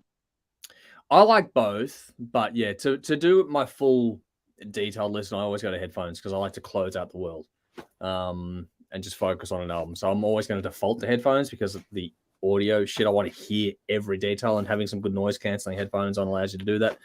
And yeah, so headphones for me, especially with an album that gives you a bit more depth. But that said, playing this through speakers is a hell of a trip. I enjoy it because put it in the car, for example, it blasts. It's nice. Jeff says, any love for the previous album, the new Mythology Suite, one of the best concept albums ever. I haven't actually had a chance to check that one out, so that's one I've got to go and do. Here we go. Darren says, Symphony X, the new Mythology Suite, is still a regular spin, so definitely have to check it out now. Everyone's gone, yep, have that one as well. Jeff says, Dave is correct. I have the original CD. There we go. Wow. Cool. And okay, Dave is correct. Yeah, my copy of the CD ends with the Odyssey. So yeah, maybe I was for whatever reason. Cool. I'm actually glad that's the case, because that makes a lot more sense to me now doing it that way. That fits. Vinny says headphones, definitely immerse yourself. So there we go. That is that for this one. Alrighty, we've been here a long time tonight. We're going to wrap this up really quickly. Unless there's anything else quickly you wanted to add there, Dave. We'll do a bin in a second, but is there anything else you want to throw in here? No. For a long time tonight. Apologies for a long one. It's our second last one for the year. We are going to just milk these ones for all we can, because after this, it's next week, and then it's time off. We're going to be going quiet for a while. We'll still be doing social stuff, but no planned streams, no planned anything. We'll see what happens. If something random might pop up, but nothing planned after next week. So that's the final hurrah. So a big thank you to some wonderful Patreon supporters of ours. So TC, Sonia, Lee, Bell, Conrad, Jeff, Jason, Brendan, 16x9, Marty, Sam, Trash, Carolyn, Gwyneth, Andrew, Daniel, Man Family, Adam, and Darren, and Vinny. Thank you all so much for your support. Really, really do appreciate it. It means a lot. Hopefully you checked out the new video I dropped for you guys this week as well. So yeah, did a little special exclusive video for the Patreon supporters there. Just a bit of an update on what's going on behind the scenes. If you want to check out our Patreon stuff, the details are in the description box, just like all of our details. So make sure you like, follow, subscribe, hit the like button, give us a share, engage in our content, give us a comment. We've actually done really well on the YouTube shorts over the last 48 hours. I don't know what's happened, because usually we get like 100, maybe 150 views on our shorts on YouTube. Yesterday's one, so day before did like 1,500. Yesterday's one did like over 3,000 views. So I'm like, what the fuck? Nice. Out of nowhere. I'm like, okay, cool. I'm not complaining. Cool. So awesome. Please keep checking those things out. And I know that you don't get notifications when those come up on YouTube, for example. That's just the way the shorts things work. But yeah, so just keep checking out. We will be doing stuff online over the next whatever period of time, because we always do stuff over Christmas, but we just won't be doing any more planned stuff per se after next week. So that's it. But yeah, please check out our details. Make sure you like, follow, subscribe. That way you can see what we are doing. And do the same thing for our fantastic sponsors. A big thank you to Squid Ink Screenprinting, Alt-Cvlt Rockstar Finance. Their details, just like ours, are in that box. So check them out. Give them a like or a follow. Anything like that helps them, helps us, all that sort of stuff. It all makes the world go around, if that makes sense. Yeah, we're nearly there. It's nearly time for us to wrap up for the year. TV, we're on Thursday nights at 10:30 p.m. on Channel 44 in Adelaide. Saturday nights, new time, 11 p.m., Channel 31 in Melbourne.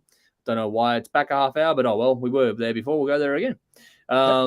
So 11 p.m. Saturday nights on Channel 31 in Melbourne. And coming up this week is Dio versus Aussie, part 1, and then part 2 the week after, and so on and so forth until we get to Christmas.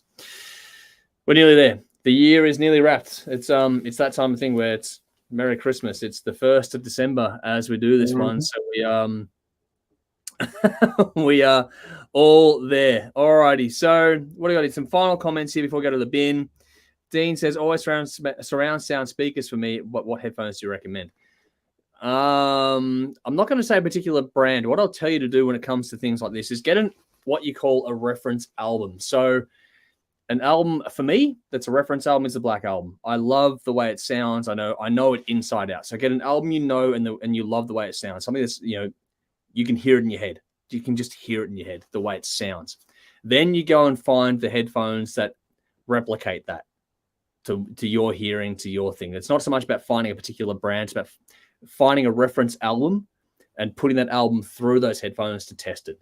It's the only way it really works. So do that. That's what you call having a reference yeah, use that for your guideposts. There are some well-produced albums out there you could use. Anything that floats your boat in particular, because that's what you want to hear. Because everyone's tastes are different too. So get yourself a reference album and then use that to test your headphones. That's a better way to go about doing that sort of stuff.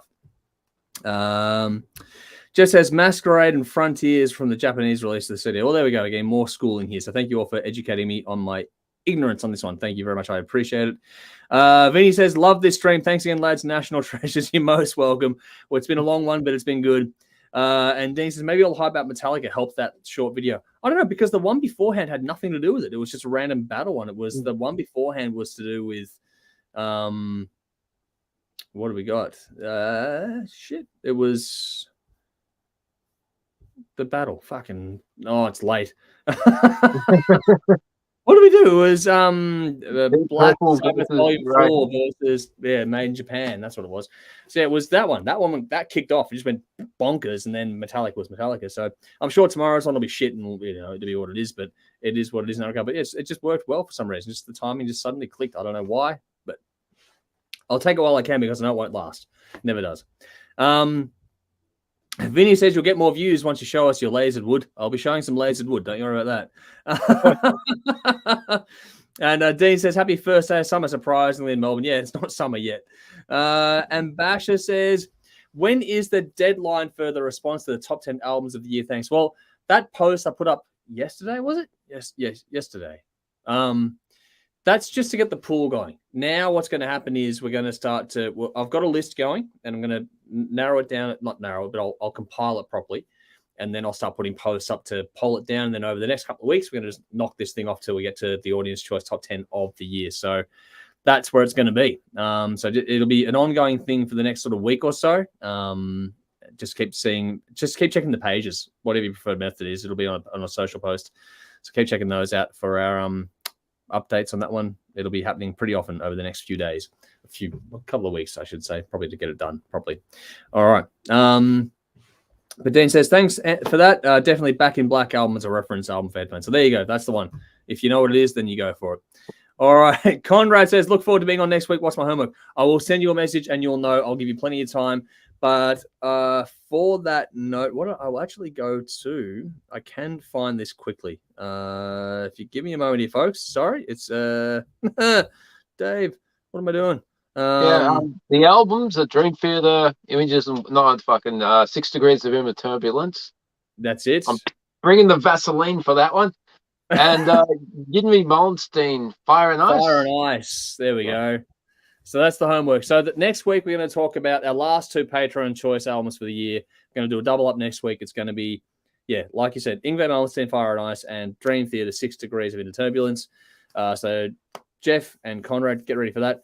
And then we got, and then we've got the final battle, which will be Deep Purple, Machine Head versus Black Sabbath Volume 4. So we want to get you guys in on that one as well. That'll be the main homework for everyone there.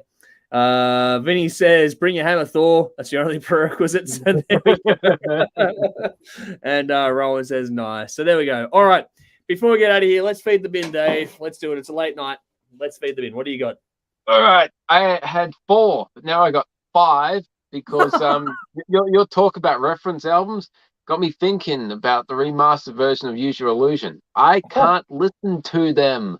I know the originals so much because I've been listening to them countless times in the last 30 years. It just sounds not right. The November Rain with the extra orchestration sounds cool, but the rest of the album, no, I have to go back to the original. I gave them a listen once and it just sounded off. So that can go in the bin. Okay. A lot of this is grumpy old man yelling at a cloud. 2, LD Wine. Poor man.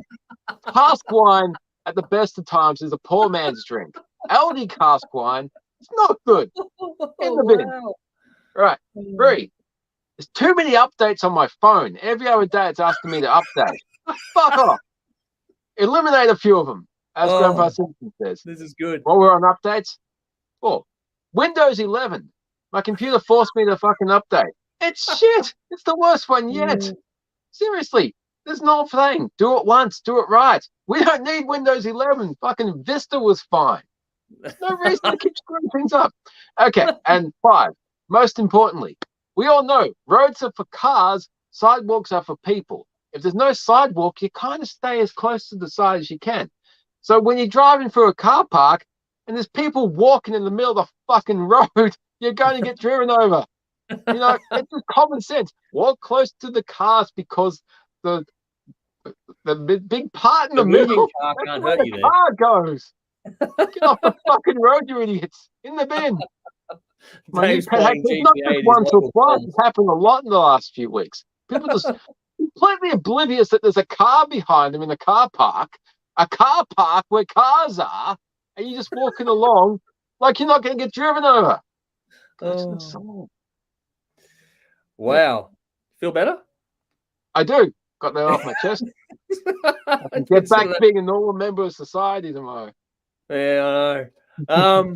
All right. Mine is computers that reboot for no reason. That's tonight, so that can go in the bin. Fucking Windows 11.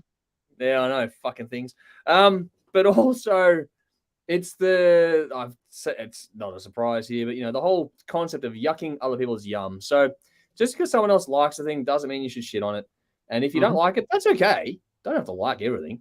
But just being this whole, hot take culture where it's like, I'm going to say something deliberately provocative to get people to fucking get rah. And it's like, really? Come on. I mean, if I wanted to, I could do that, but I can't be fucked. It's too hard work. Just be yourself. And try not to be a dick. Like if you are, then, or you want to have some fun, that's cool. But we're not saints, but I just find it odd. The deliberately antagonistic approach to, this week in particular has been rather remarkable. Come on, it's Christmas. Play nice. Christmas cheer. I know. Anyway, that'll do for the bin. I just had an idea. I'm going to burn this fucker onto some wood and make it part of the coaster set for the show. What do you think? How cool's that? The bin. No, get some little bins and burn it onto little bins, and we can go. I could actually. Yeah. Sell your little plastic bins. Yeah, and burn the bin onto the bin. Binception. Okay, here we go. Alrighty. What do we got here? All right. So Rowan says, here we go. This is from our Discord chat. If you want to join Discord, it's in the notes as well. Forgetting to take your ticket to the concert in the bin. So yes, I've done that. Yeah, it's a shitty feeling. That really sucks. Oh no. What do we got here? So Michael says Queensryche gets mentioned a bit here lately. What about Here in the Now Frontier? For a good reference, listeners, was a very good production, I think, for the mid-late 90s. Yeah. I still think for the 90s, I'm still going to go with Black Album, Metallica. That's me personally. But again, it comes down to taste. It comes down to what you want to hear. Because those are the frequencies that speak to you the most. So it is as subjective as anything else, in my opinion. So yeah, whatever speaks to you frequency-wise is what's going to get your attention. That said, Queensryche are a pretty fucking good reference band in general, because especially the stuff with Jeff Tate, the space and the snap in the snare, that very, very cool little sonic space there. They've done a very good mix in there in that old stuff. They still do, but yeah, it's a different feel back then. Vinny says, my bin, Mozzies. I'll be dressed like a Qatari at this rate every evening. Yes, that is it. Dave says, a classic from Dean. Go back to Carlton Draft, Dave, off your wine. Rowan's giving us the little winky there. Once I can afford the Carltons, I'll be back on them. Yeah, that's it. After Christmas for you. Vinny says, David's turning to Bob Catter. That's a fucking statement, Vinny. Come on. Ouch. Yeah. Hate to be in a car with you. Well, actually, I'd rather be in a car with him than on the footpath in front of him. So yeah. Get off the road, you fucking idiot. Dean says, wait for Windows 12. Basher says, Angry Dave, which we have days of angry pills tonight. And Vinny says, you'd want Dave to have firmly fitted installed fly screens when Windows asks him to open a new window. You'd also want to have a very good bull bar on his car as well. So, yeah. Dean says, the bin, too much negativity in the world. Be happy to be nice to each other and have a laugh. Life's too short. Completely agree. Exactly. Sally says, thanks, guys. Got through it. All well. Yes, thank you very much. Glad you stuck with us from beginning to end. There's a few that have, so well done to you all. It's been a long one tonight. And Darren and Rowan are going back and forth. Don't forget your Good Things ticket, and saw Ginger tonight, so I need to go to Good Things now. So well done there. I'm glad you enjoyed. I hope you enjoyed Ginger. That would be very, very cool. So anyway, that's us for tonight. I think we're going to get out of here now, aren't we, Dave? That'll do us. Yep, we are. Getting late. All right, it's been a long one. Thank you all so much for tuning in. We'll see you all again next week, Thursday night, for our last stream of this year, our last planned one. Who knows? There might be an emergency one after, but this is it. We've got one more to go, and we're calling it a year. So thank you all so much for tuning in. We'll see you all again, same time and place, as always. But until then, you know what to do, people. Drink up, not LD wine. No. And rock on. And that's a lot easier to do because you don't need the wine to do that. So there you go.